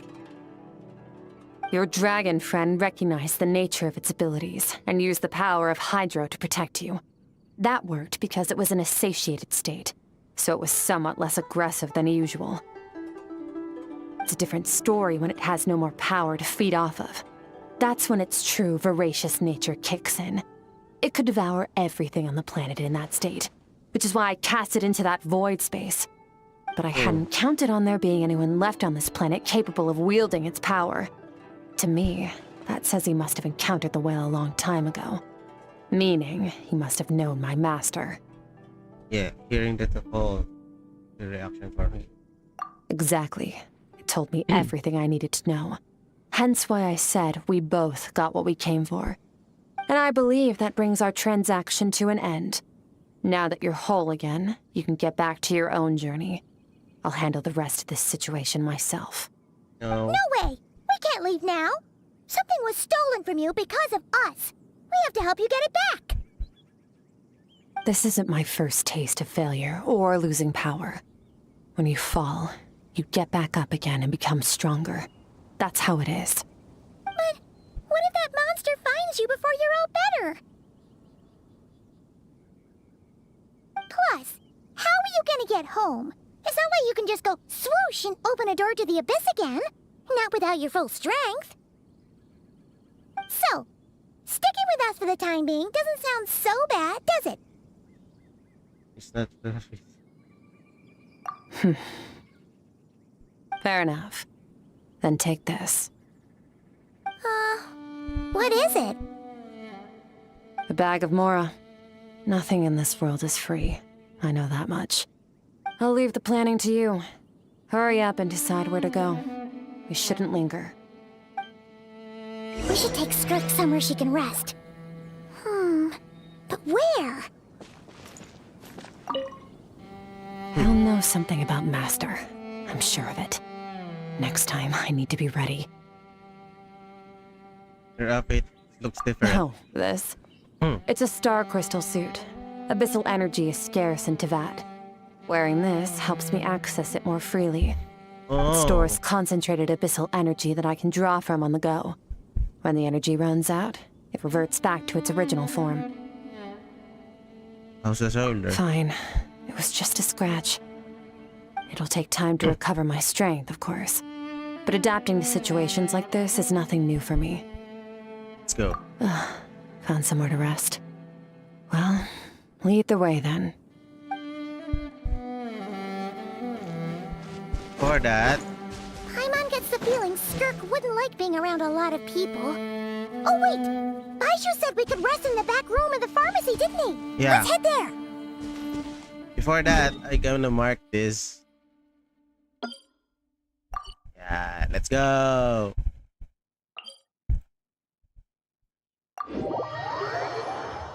Since hindi naman totally to tayo teleport lang. Doon tayo sa likod dadaan eh.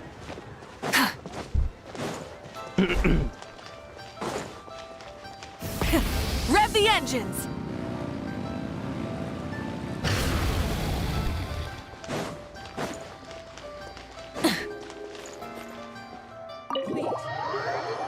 Have the access, yeah.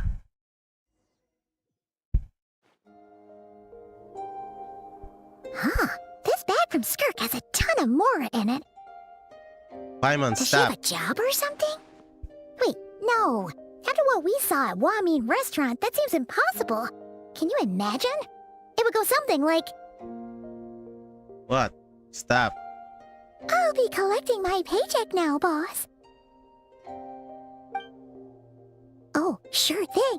Wait, who are you? Have we met? Huh. Can't hold a job if you make everyone forget about you. So, what did you do to get all this Mora? Claimed some buried treasure, took care of a few monsters that were causing trouble. Nothing untoward. It's safe to use. Ah! You heard all that? Yes, I told you, Paimon, stop it. Sonorous voice like yours is hard to miss. I wouldn't be surprised if the sound of it traveled to the nearest mountaintop. Then, did you by chance happen to hear Paimon's little, joke earlier? You mean when you called me Frosty the Lavender Melon? Ah, yes you did. No, sorry. Paimon totally misspoke just now. She didn't say that at all. It was, a Paimon lookalike. Yeah, she's a piece of work, that one. Always impersonating Paimon and giving people weird nicknames. Okay, fine. The truth is, Paimon didn't like you all that much at the start. But things are different now. You helped the Traveler in a big way, so... What do you say? Friends? I noticed there was only one bed. Go ahead and get some rest. No, it's your turn, Skirk. Wait, what about you? I don't get tired, and I don't need rest. I'm going to practice my sword work. That should help me regain some strength. But your shoulder... Hey, don't just leave! Ah, whatever. Let her tire herself out. She'll come back eventually. Let's get some sleep, Traveler. That comfy bed is calling, Paimon.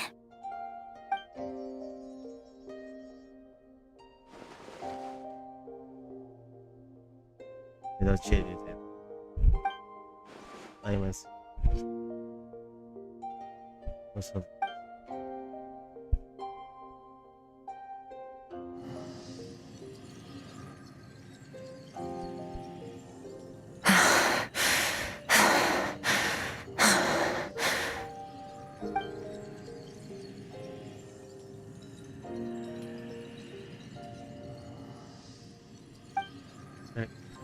Refresh the app.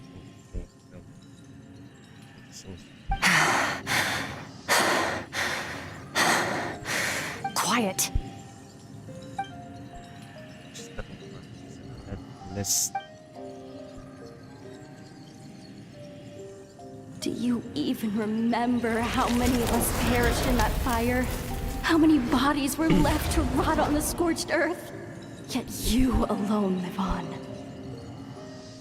Keep your gaze fixed on your blade. You don't deserve to rest. Run, Skirk. Run! Only death awaits us here. Keep running, and don't ever look back.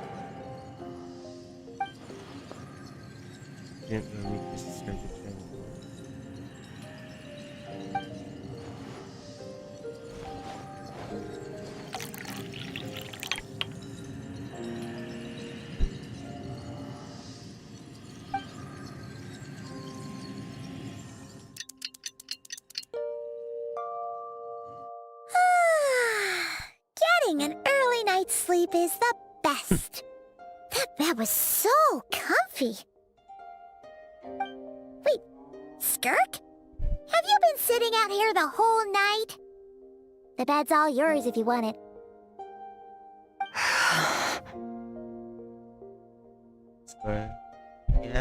About 60%, maybe 70. Whew! Paimon thought it would take at least a couple of days. That was fast. No, not fast enough. That's 20% less than last time. Same training regimen, same intensity. Nothing felt different, but somehow the outcome fell short. No, I think the problem's with me. I need to meditate for the next 2 days. Deep introspection should help me find the issue. Ooh, sounds intense. We'll watch over you in the meantime, then. Thanks. See you in 2 days.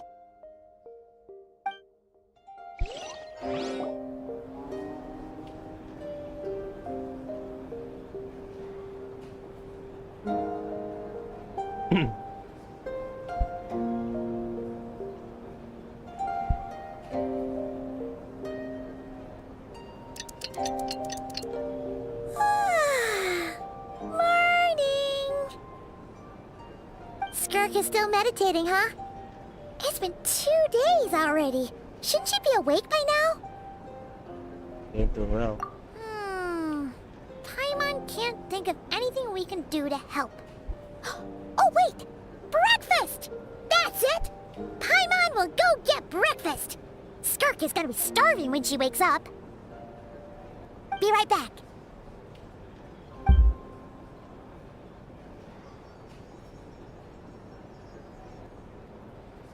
It seems almost there.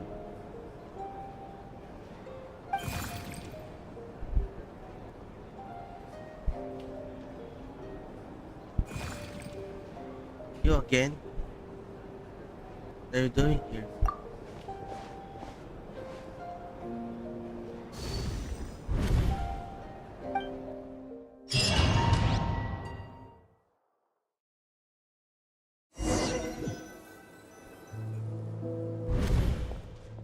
This way.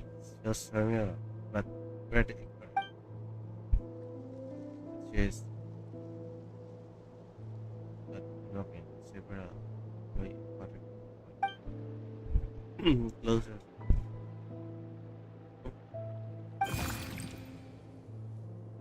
Did you bring me here? That's right. This is Skirk's inner world.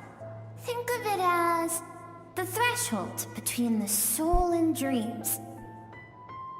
This isn't your first time here, but what you remember is probably a space covered in darkness. I only managed to illuminate a small portion for you back then. Stop. So you can speak. Actually, it's my first time talking to someone like this. I only managed to break free and bring you here because the injury weakened her power. I guess that's why I can speak again, too.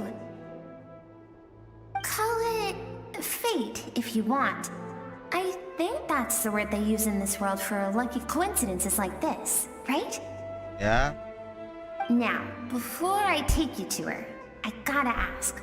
You're the first outside visitor to ever come here, so what's your impression of this place? Why are those so many water? Oh, you noticed.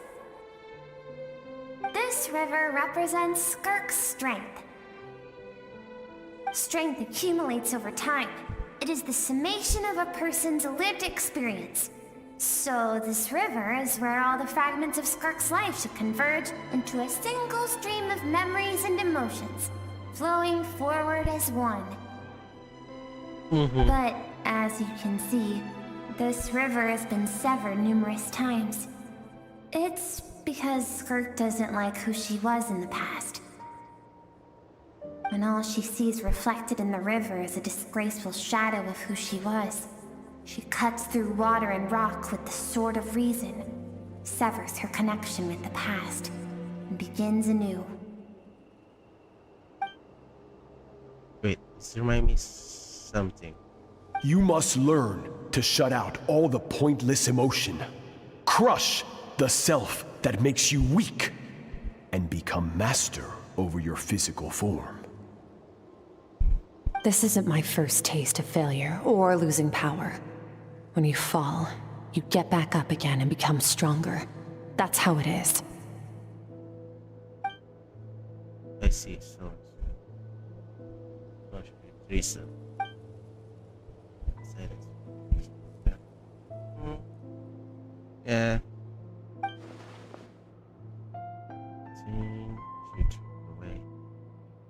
The answer to one mystery invites another question, I see. Let's follow the river upstream. There among the cliffs, among the memories etched into her heart, lies the truth of it all. Soon, you'll understand everything.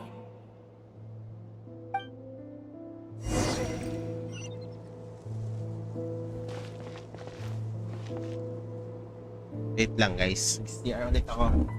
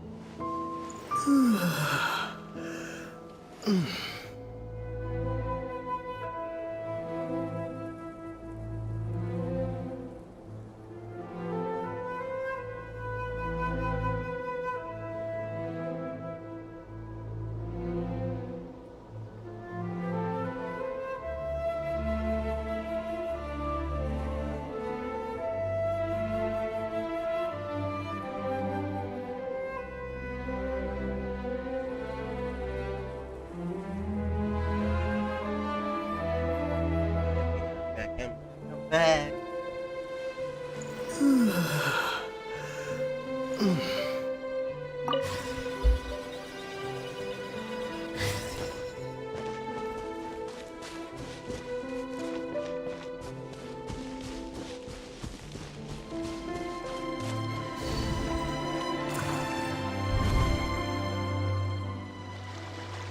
This looks like I recognize the drawing of this. Oh! In drawing. Wait, is the picture I drew the Paimon this way?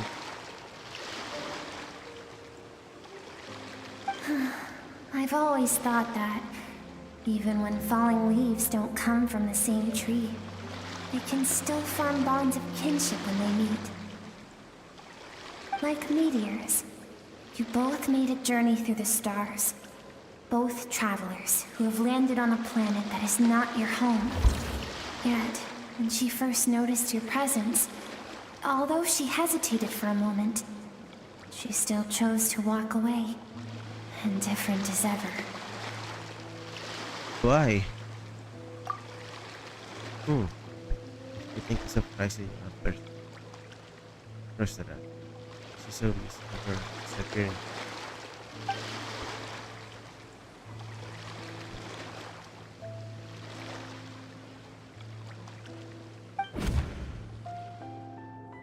Seems like you've answered your own question. Skirk sees herself as a trespasser in this world. She's made a conscious choice to avoid altering its path, But the reason for that decision stems from events much earlier on in her life. Let's keep going. It's still a long way to the source of the river.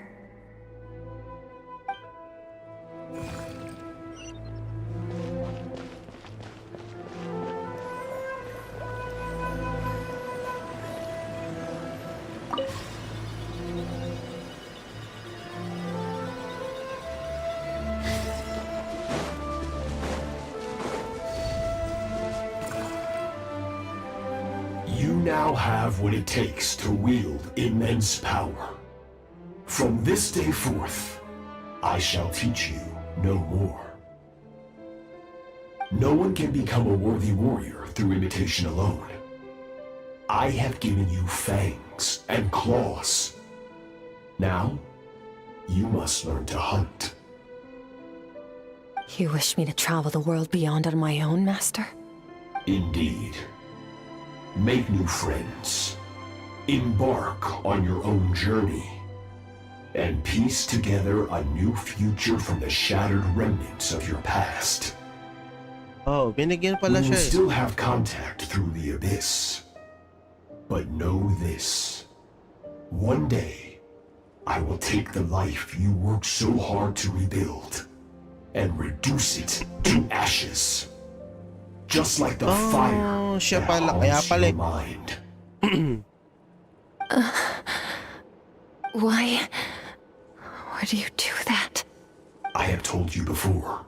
Fear is the catalyst for human evolution. You have tasted loss. You have known fear so deep it can be felt in the bones. But as living beings, we all have an instinct to detach from that which harms us.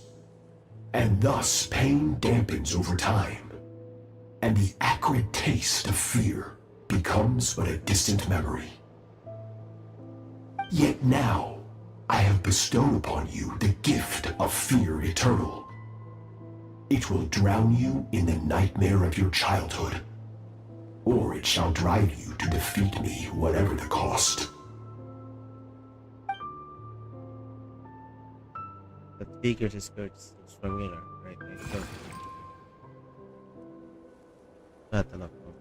That is what Skirk's master, the foul, Sertologi looked like at one point in time. at one point in the time, so the can change form. Of course. As a higher being, physical form is a triviality to him. He could appear as a beast, a human, or even a monster that defies description. The form you see him in here, clad in abyssal armor, is the one he usually wears when traveling through the stars. I used to think this was their successful child. Now I can start using the distant prefer for reality. Taking the district whatever it runs to create. For certain reasons, I need to bridge the power gap between me and my master as quickly as possible. But first, I need to understand the source of his strength. To do that, I need to follow in his footsteps. Walk the path he once walked. And somewhere along the way, I'll find out how to defeat him. That is my sole focus and purpose.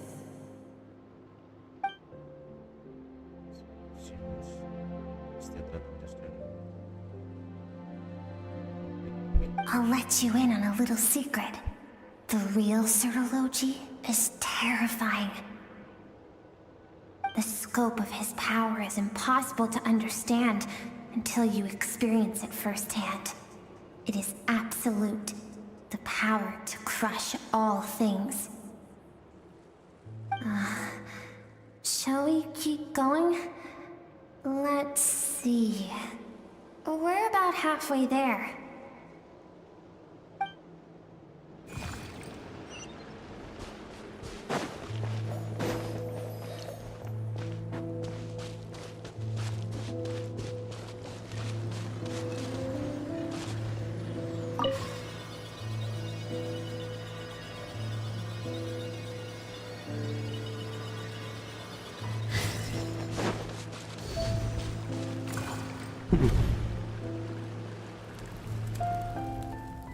This is good.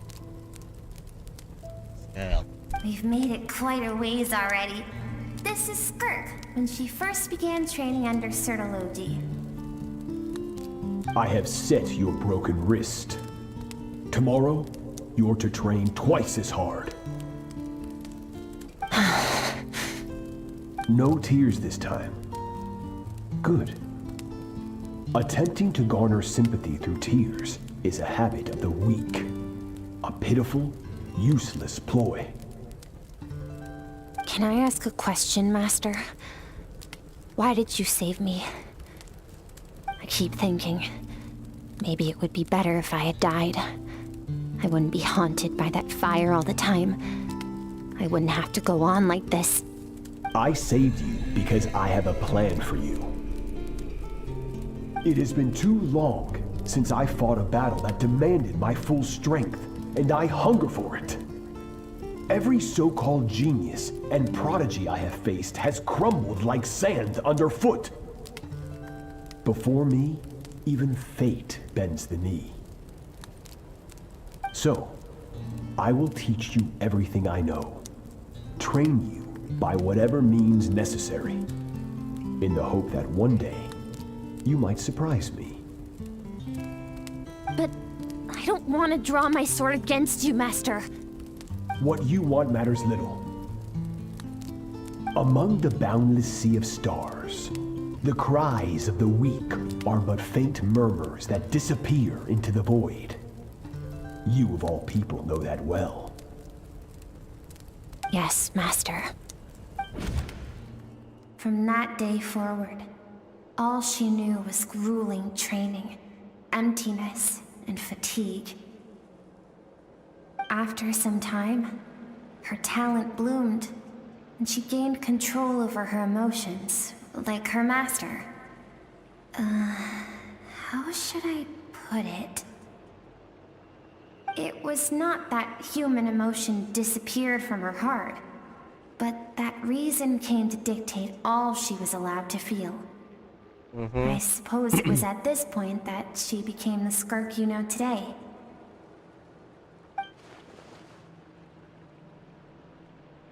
I'm excited. What's the link? Final mystery.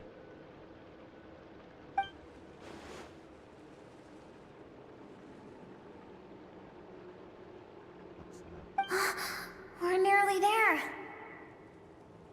I almost don't want to reach the end. Well, shall we? This is the final stretch.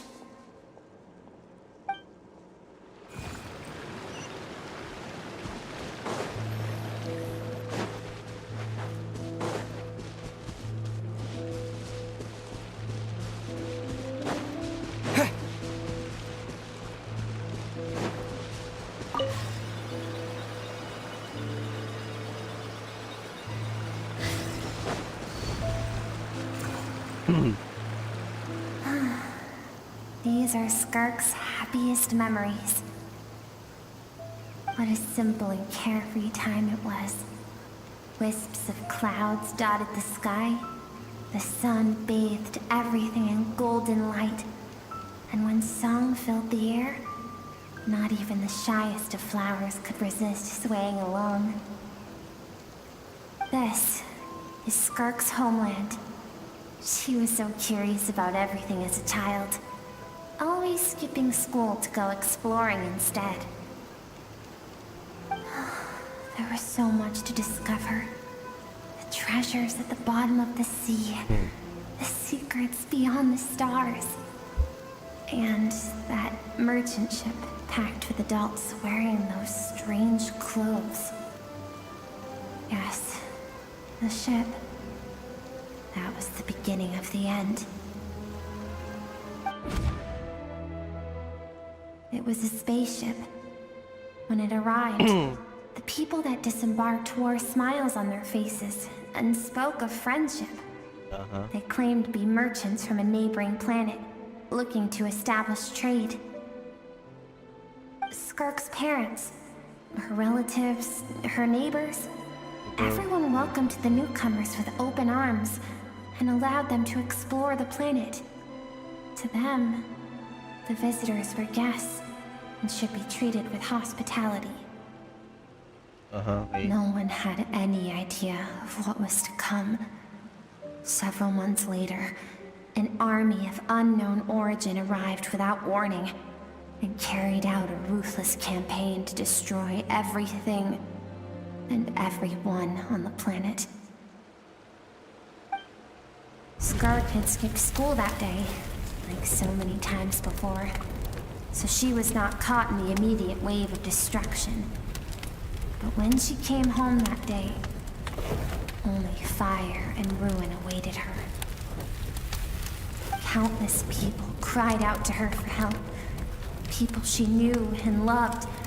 Friends and relatives. The little girl who lived next door. The shop owner with the bad leg. The bad-tempered teacher she had made fun of just that morning. Their lives were discarded like worthless trash as the fire consumed one life after another. Skirk was helpless. All she could do was run. And so she did. She kept running until an unexpected figure crossed her path. If Sertology hadn't been there in that moment, the fire would have claimed her life too. And there she would have remained, left to rot in the scorched earth, with no answer as to why any of this was happening. So why those people destroy her homeland? Because she and her people were seen as a threat. A threat? As the initial merchant ship explored the planet, they discovered that it hadn't always had the condition to support life. Yet there was evidence of human activity, even during the periods of extreme heat or cold in the past. Further research revealed that, over time, the people of this planet had evolved the ability to adapt to any type of environment or energy source. For that reason, the outsiders viewed them as a potential threat and decided to eliminate them before the threat could rear its head. And so, the army was called, and the so-called danger was wiped from the face of the planet. Just because of the speculation?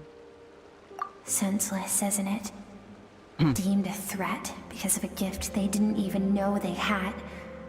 Perhaps it was their own innocence and kindness that doomed them. But in the end, that was lost to the blaze as well. If those with power get to decide good and evil, then all you can trust in is the sword in your hand. And so, before death could claim her, she ran.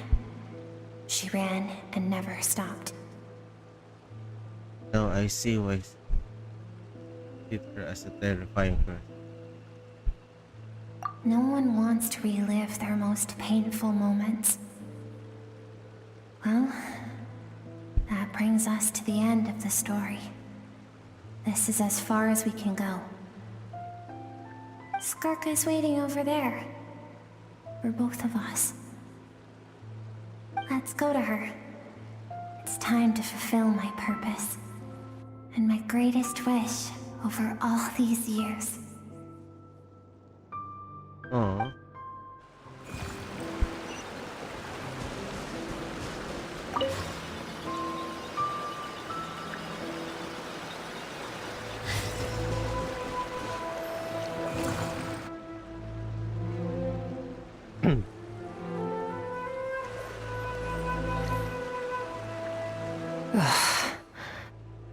So all this, just so you could bring him here.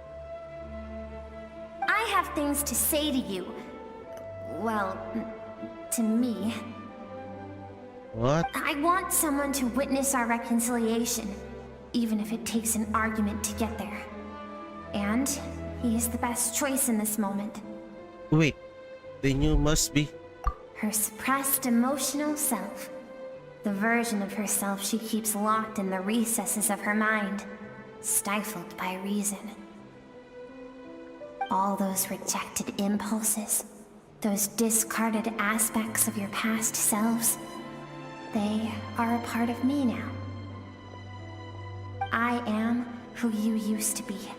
Someone you have refused to face for too long. So, I came to face you instead. You're wrong. I've faced you all along. And that's exactly why I keep you locked here. Your existence makes me weak. Moments of joy and longing are when we are most vulnerable. Don't forget, it was a penchant for goodness over reason that doomed our homeland in the first place. The vastness of the universe renders everything insignificant. Our feelings most of all. Even so, learning from the mistakes of the past doesn't have to mean erasing everything. Strip yourself of your so-called weaknesses, emotions like kindness and empathy, and what makes you any different from the ruthless soldiers who slaughtered our people? The difference is that I'm doing what is right, what is necessary. I allow you to exist, but with limited freedom. That is the greatest kindness I can offer. I've shouldered everything you couldn't carry. I rose above the numbness and emptiness, and it was cold, unfeeling reason that brought me this far. It made me who I am. It made me strong. That is the problem. I want to shoulder those things together. On the grand scale of the entire universe, maybe our feelings are vanishingly small, but why should that mean they don't matter? Emotion gives warmth to the cold expanse of space. It gives meaning to the world around us.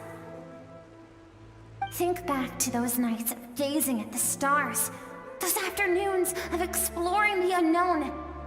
Think back and let them grant you peace. A brief respite from the pressure you put on yourself.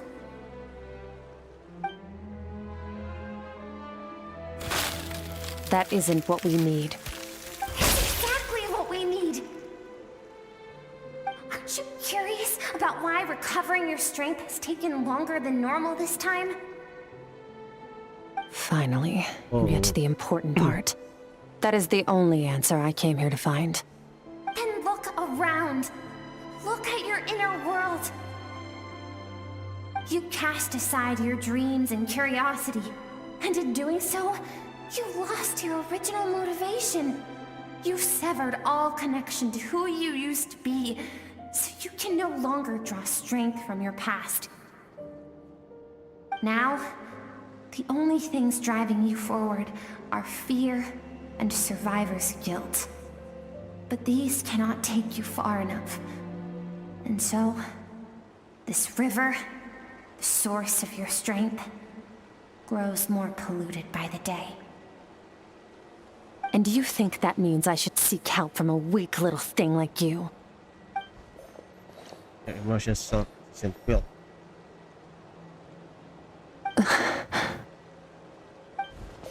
The fact this is stasis was broken in paints face that proves it. Thank you for saying that.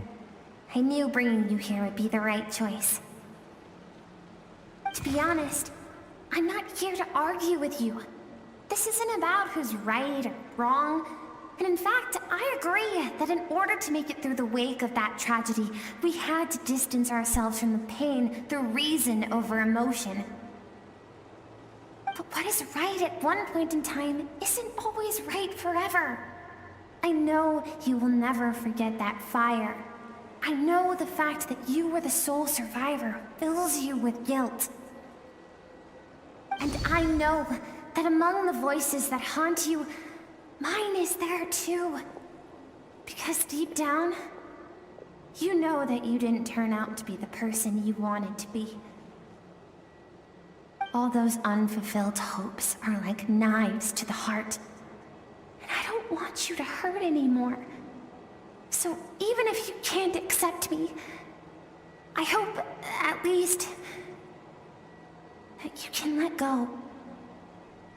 I keep thinking, maybe it would be better if I had died. I wouldn't be haunted by that fire all the time. I wouldn't have to go on like this.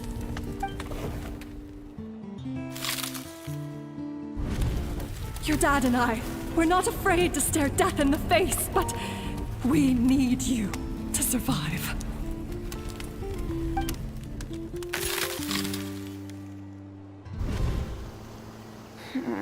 I'm sick of being a kid. There's so many amazing things out there, and I'm ready to see them all.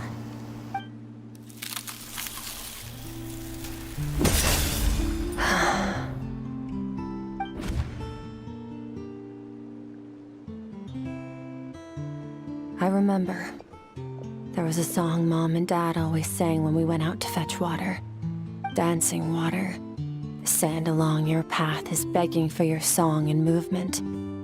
Will you carry this burden with you on your journey? I am not the dancing water, and you are not the burdensome sand. But if this is your wish, then I will carry you with me until the end. Thank you. I should be thanking you.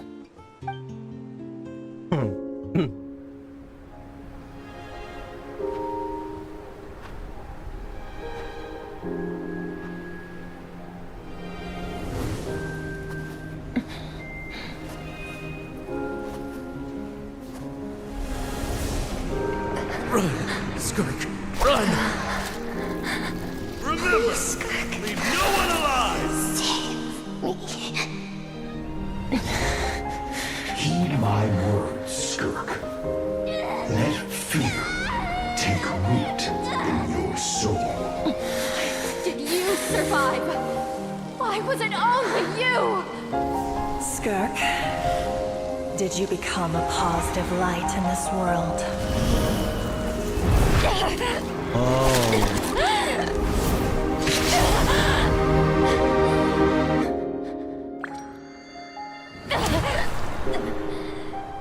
Hey, this doesn't have to be the end.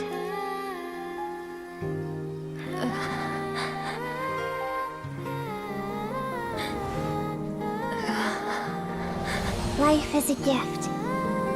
Don't let darkness claim it.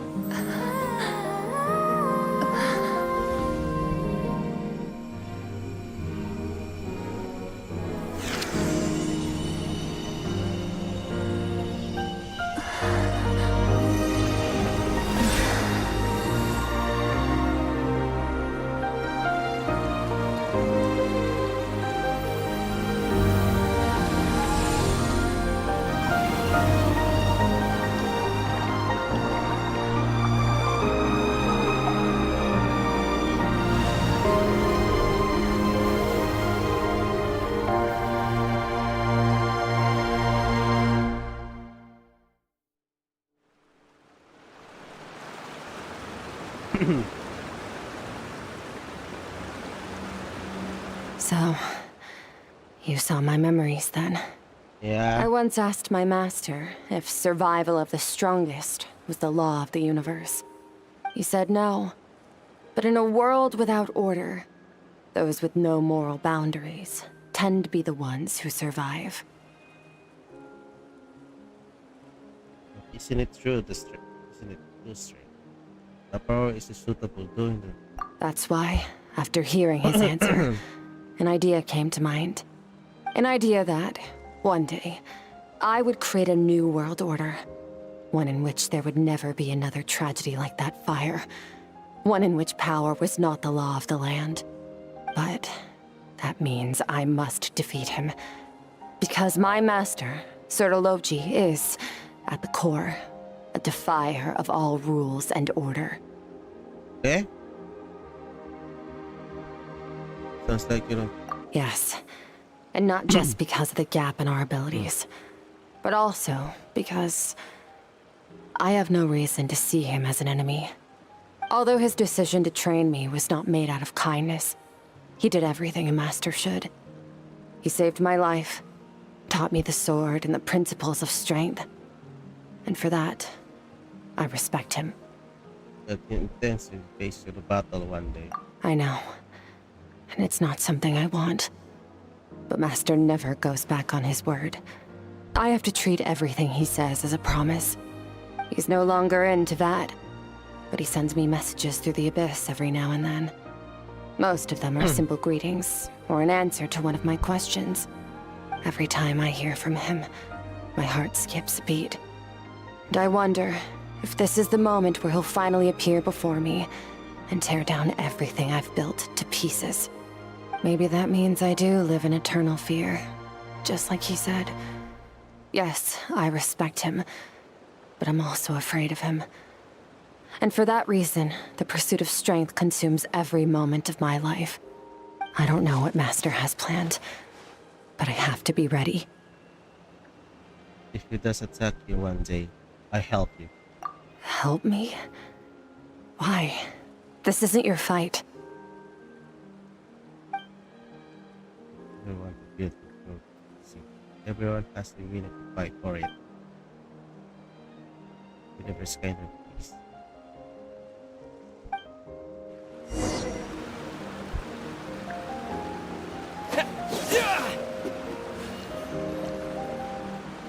Live together.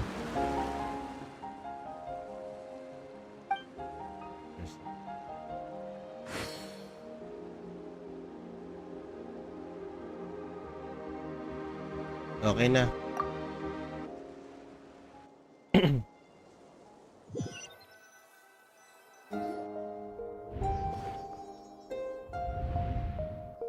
Oh, you're finally awake! Honestly, Paimon was gone for like 2 seconds and then she comes back and finds you both unconscious? You scared Paimon half to death!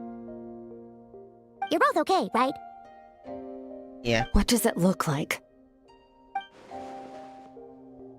Looks like your strength is back. You look stronger than ever. Only water from the source can cleanse the rot and filth that flows from the past into the future. I taught you to incorporate the experiences from your journey into how you fight. I suppose what happened today will become an inseparable part of who I am. Okay, so Paimon feels like she's missing some important context. That's not important to you. But whatever, Paimon brought back tons of delicious snacks! Let's dig in!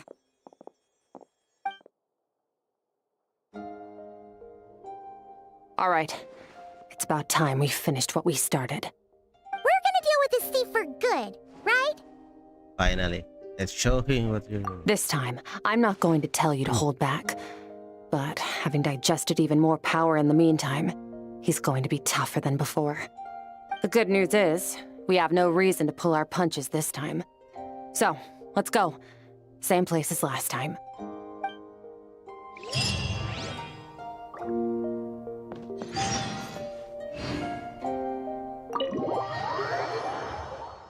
Same place at the last time. Seriously.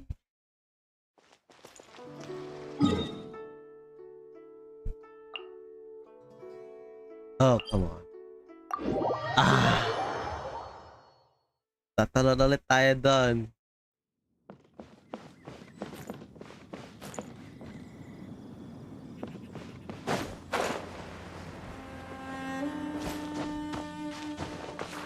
Uy. Full throttle!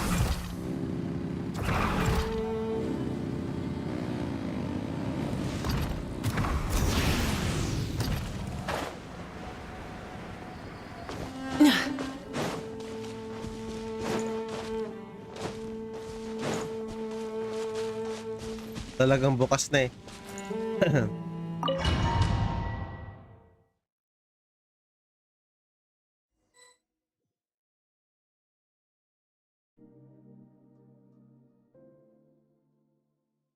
The fog is gone!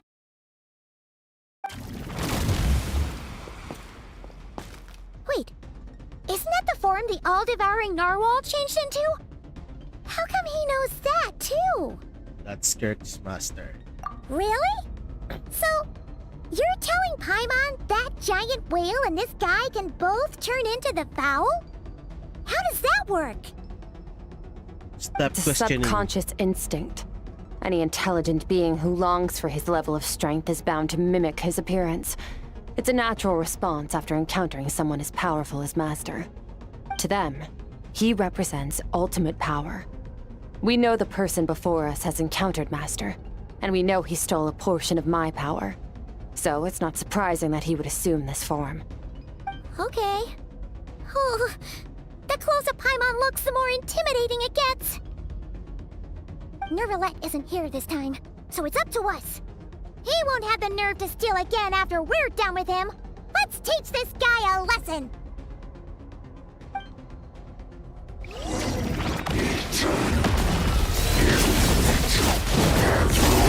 Paradigm shift! Water jet! Wipe out!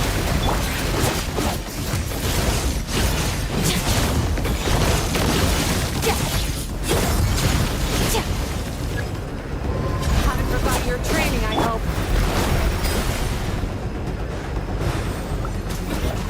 Go!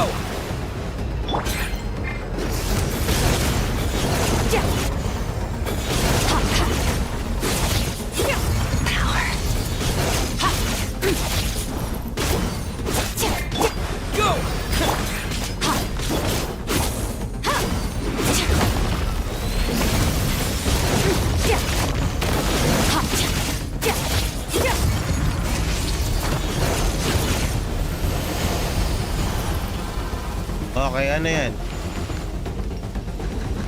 Whee! Next. Annihilate.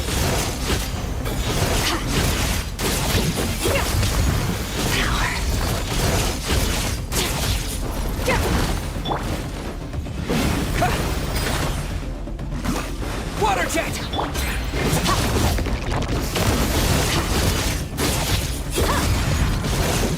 Mine to wield.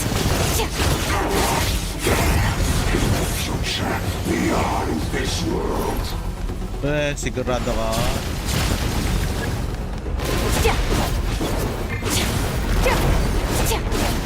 Merciless.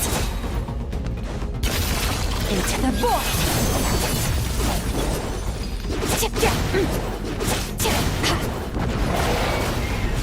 Kopya.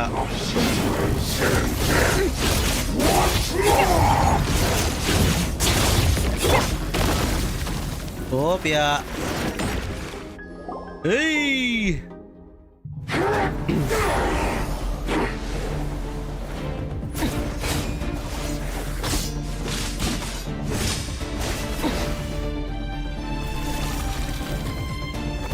Watch out!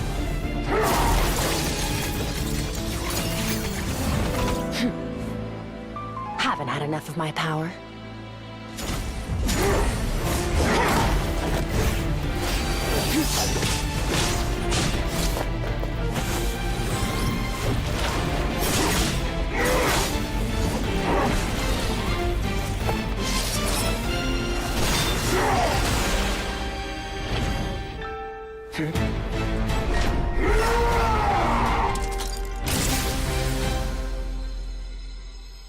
Well then, let's see how much more of this power you can handle.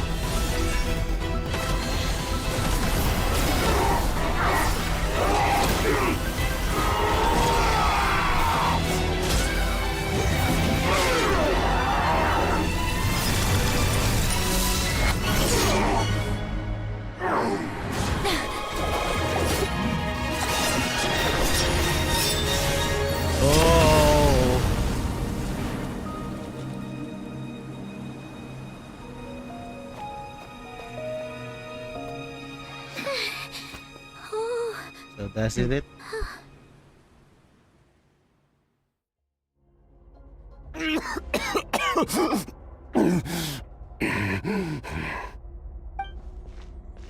So well, you are.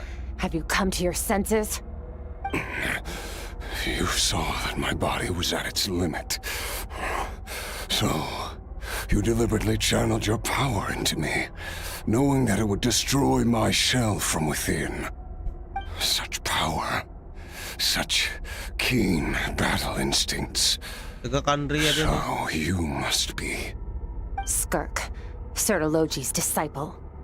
How long has it been? How long has he been away from Tevat? Hundreds of years. Hundreds? Sorry, it's a lot to take in. I should introduce myself. I am Skofnungar, a friend of your master and one of his followers. This is the first time I've heard your name, Skirk. But hundreds of years ago, I knew you existed. And I knew you would come here. Hundreds of years ago? Sounds like you and Master have quite the history. Care to tell us about it? Of course. Might as well take advantage of a clear head while I can. The story starts a long, long time ago. I was born into a noble family in Conria. As the eldest son, I was set to inherit our title. But I contracted an incurable illness as a child, and everyone gave up on me. I trained the sword harder than anyone else, defeated all of my peers. But it was all in vain. When other people looked at me, all I saw in their eyes was pity, or a strange glee in my misfortune. Even my parents were just waiting for me to die. Over time, my heart hardened, and I became aimless. That was the point where I met your master, Sertologi. We were similar in age, but different in background. He was born in prison, the son of criminals who had been sentenced to death. He spent his childhood wandering the streets, facing more criticism than the literary works in the Universitas Magistrorum. Yet, he always wore a smile on his face, as if kindness and malice were one and the same, and he could not see the difference. I still remember what he said to me when we first met. You need to fight to survive. Even if it's a losing battle, it should light a fire under you. How can you sit back like this and go down without a fight? That does sound like something he would say. He was the first to acknowledge that I was worth something, and he inspired me to keep going. When we sparred together, it was the first time I'd actually felt the thrill of combat. When I was 10, he stole forbidden research materials and managed to cure my illness. It was like there was nothing in this world he couldn't accomplish. When it came to the human form, he was always intent on pushing the boundaries of possibility.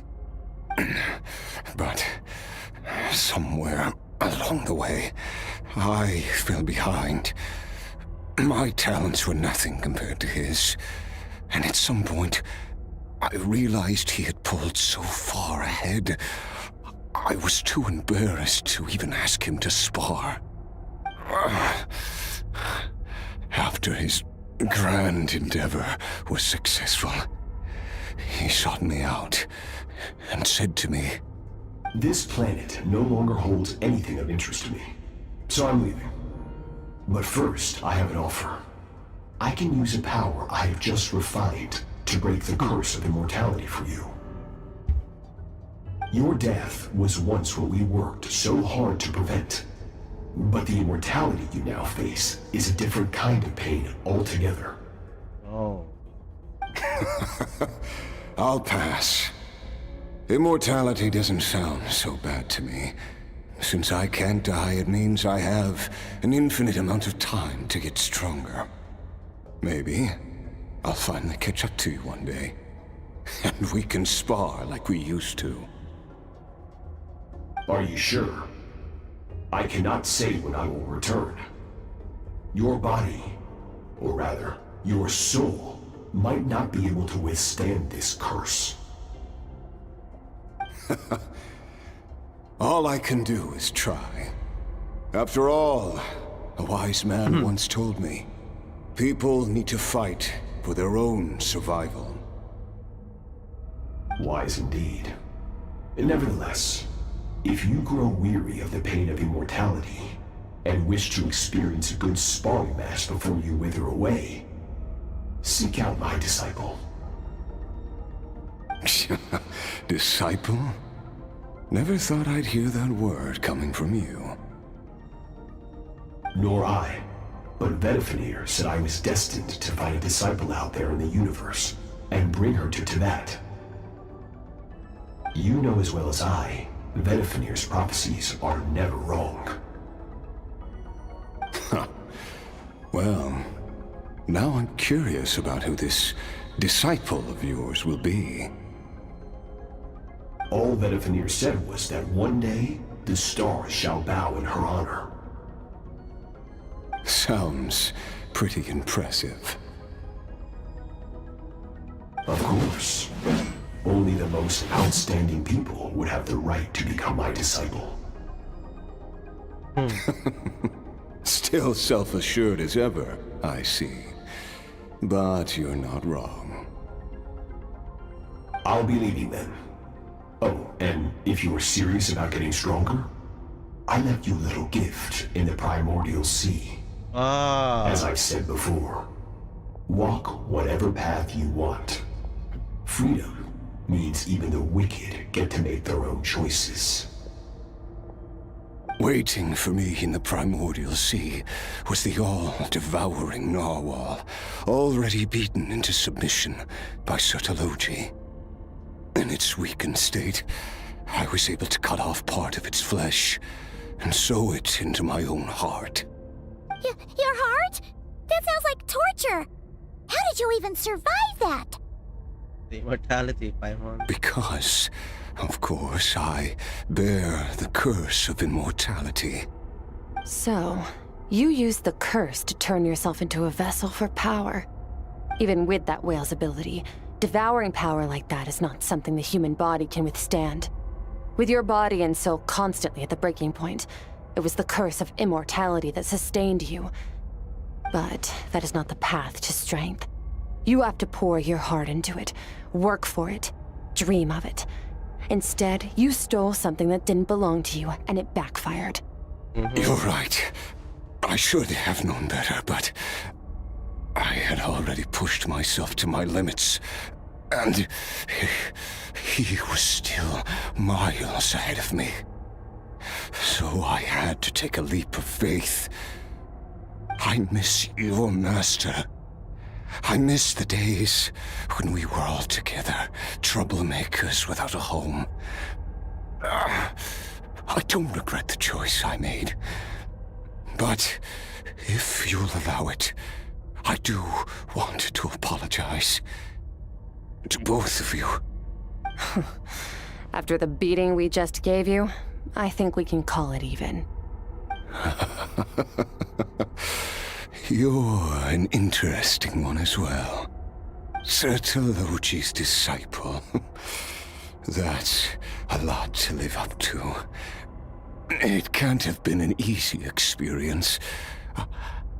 I know what he's like.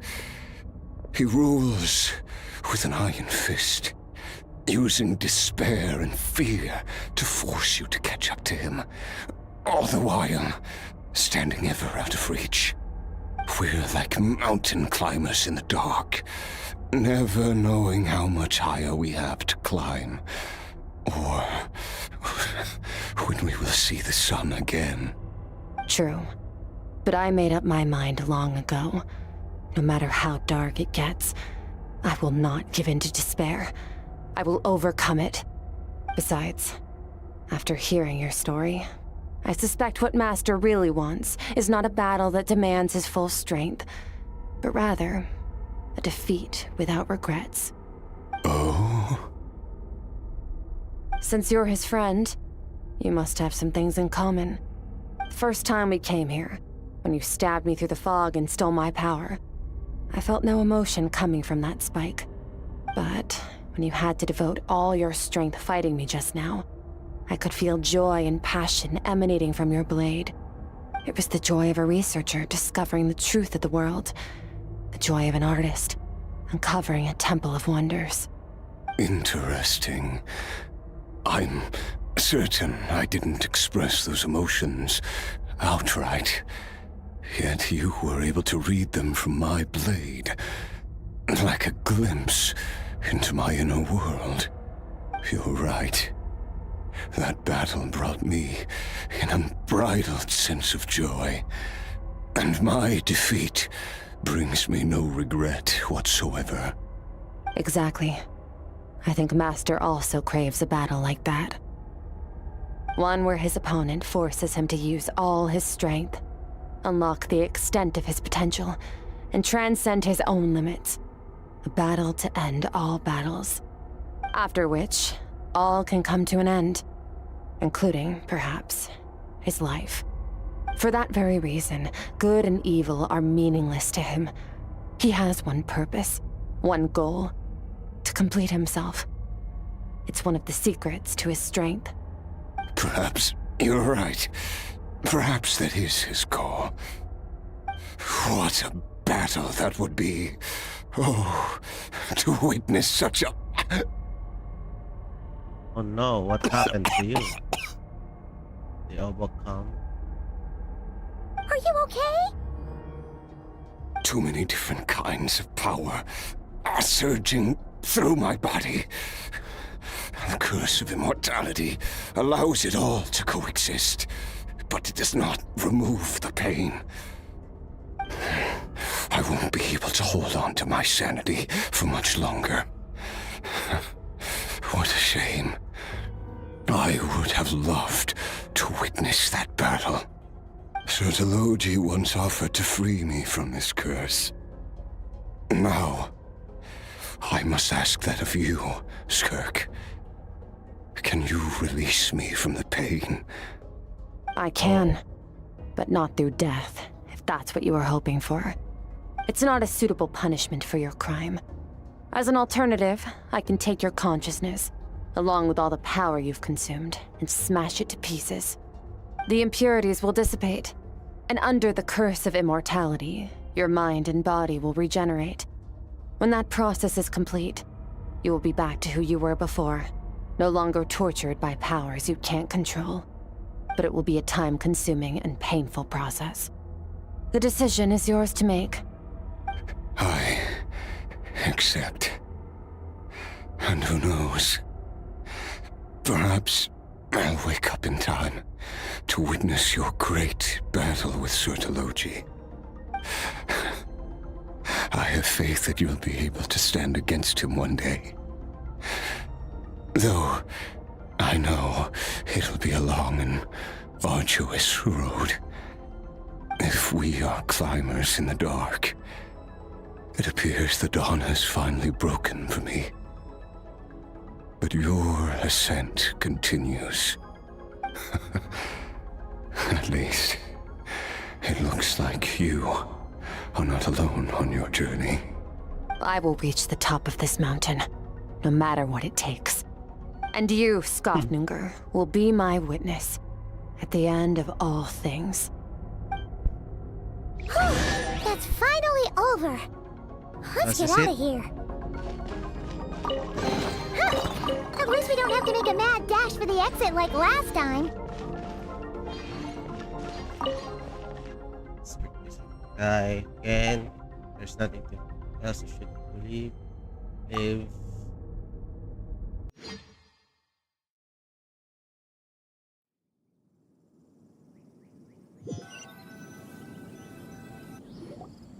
We did it! Ah, it's only been a few days, but it feels like forever. Once again, we've proved there's nothing we can't overcome. We're just that awesome. I didn't even break a sweat. Wow, you sound even more confident than usual. Guess you really have become stronger. Today sure went by fast. It's night already. Oh wait, that reminds Paimon. The stars you mentioned, the ones that died out, are they back now? No. Yes. I don't know. The power Skafnungur stole has been returned. So, the stars have regained their light. Great! Huh, it's crazy that you even noticed their light was gone. There are so many stars in the sky. If a few disappeared, Paimon definitely wouldn't be able to tell. I suppose it's because I have gazed upon this sky for centuries. The false stars, hanging in the meticulously planned sky, glittering with rotten light. It's not real. And yet, it is for that very reason that I can look upon it and enjoy the momentary peace it brings. Agree. I would like to see the upstairs. Yeah. Even the most beautiful of bubbles has to burst. We will return to the real universe one day, whether of our own volition or not. Time marches ever forward. Even the innocent and naive will taste life's bitterness. Yet through hardship, we grow, until we learn to seize the sands of time for ourselves and uncover our true strength. Though we gaze upon a false sky, its vastness and majesty is palpable. One can only wonder, what is it going to take for kindness to reign supreme in the vast expanse of the universe? Ugh, this is all going over Paimon's head. But if she knows one thing, it's that the Traveler always finds a way. Ever since we met, he has filled Paimon's days with happiness. No matter how tough things get, he always finds a way to make it better. If it's too big a job for one person, then we'll do it with two. And if two's still not enough, then three. We've met so many amazing friends and accomplished so many amazing things. As long as we don't give up, we can make any wish come true. I suppose when it comes to you, anything is possible. Well, I should be going. Now that my power is no longer isolated from my emotions, I need more practice to get used to it. Well, we'll meet again. I suppose fate will decide. Maybe we'll bump into each other on the street. Or maybe we'll reunite on a different planet entirely. Regardless, reunions and partings are but passing moments. More than anything, I hope that at the end of this journey, Wait, don't wherever it forget takes the Mora. us, we stand in a world reborn. One without war, pain, or forced partings. One where new life can bloom, even where there was once nothing but scorched earth. For this, we must all work to become stronger. Of course. Master. If that's what you want to call me, I won't object. Goodbye. Bye!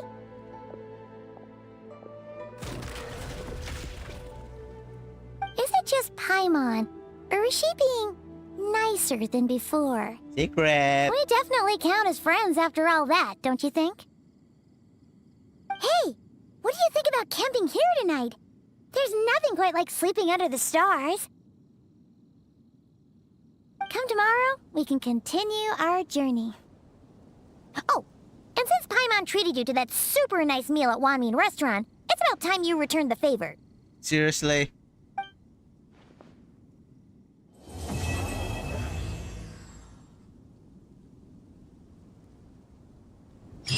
Bawian lang Paimon ah.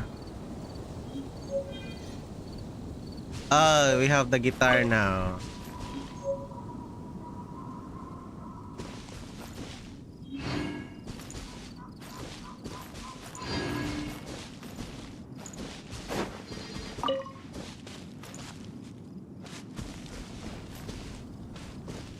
Pero dito tayo nag-battle kanina. Somewhere there, yeah. So, yeah. That is it, guys. Yun, tapos na kanyang...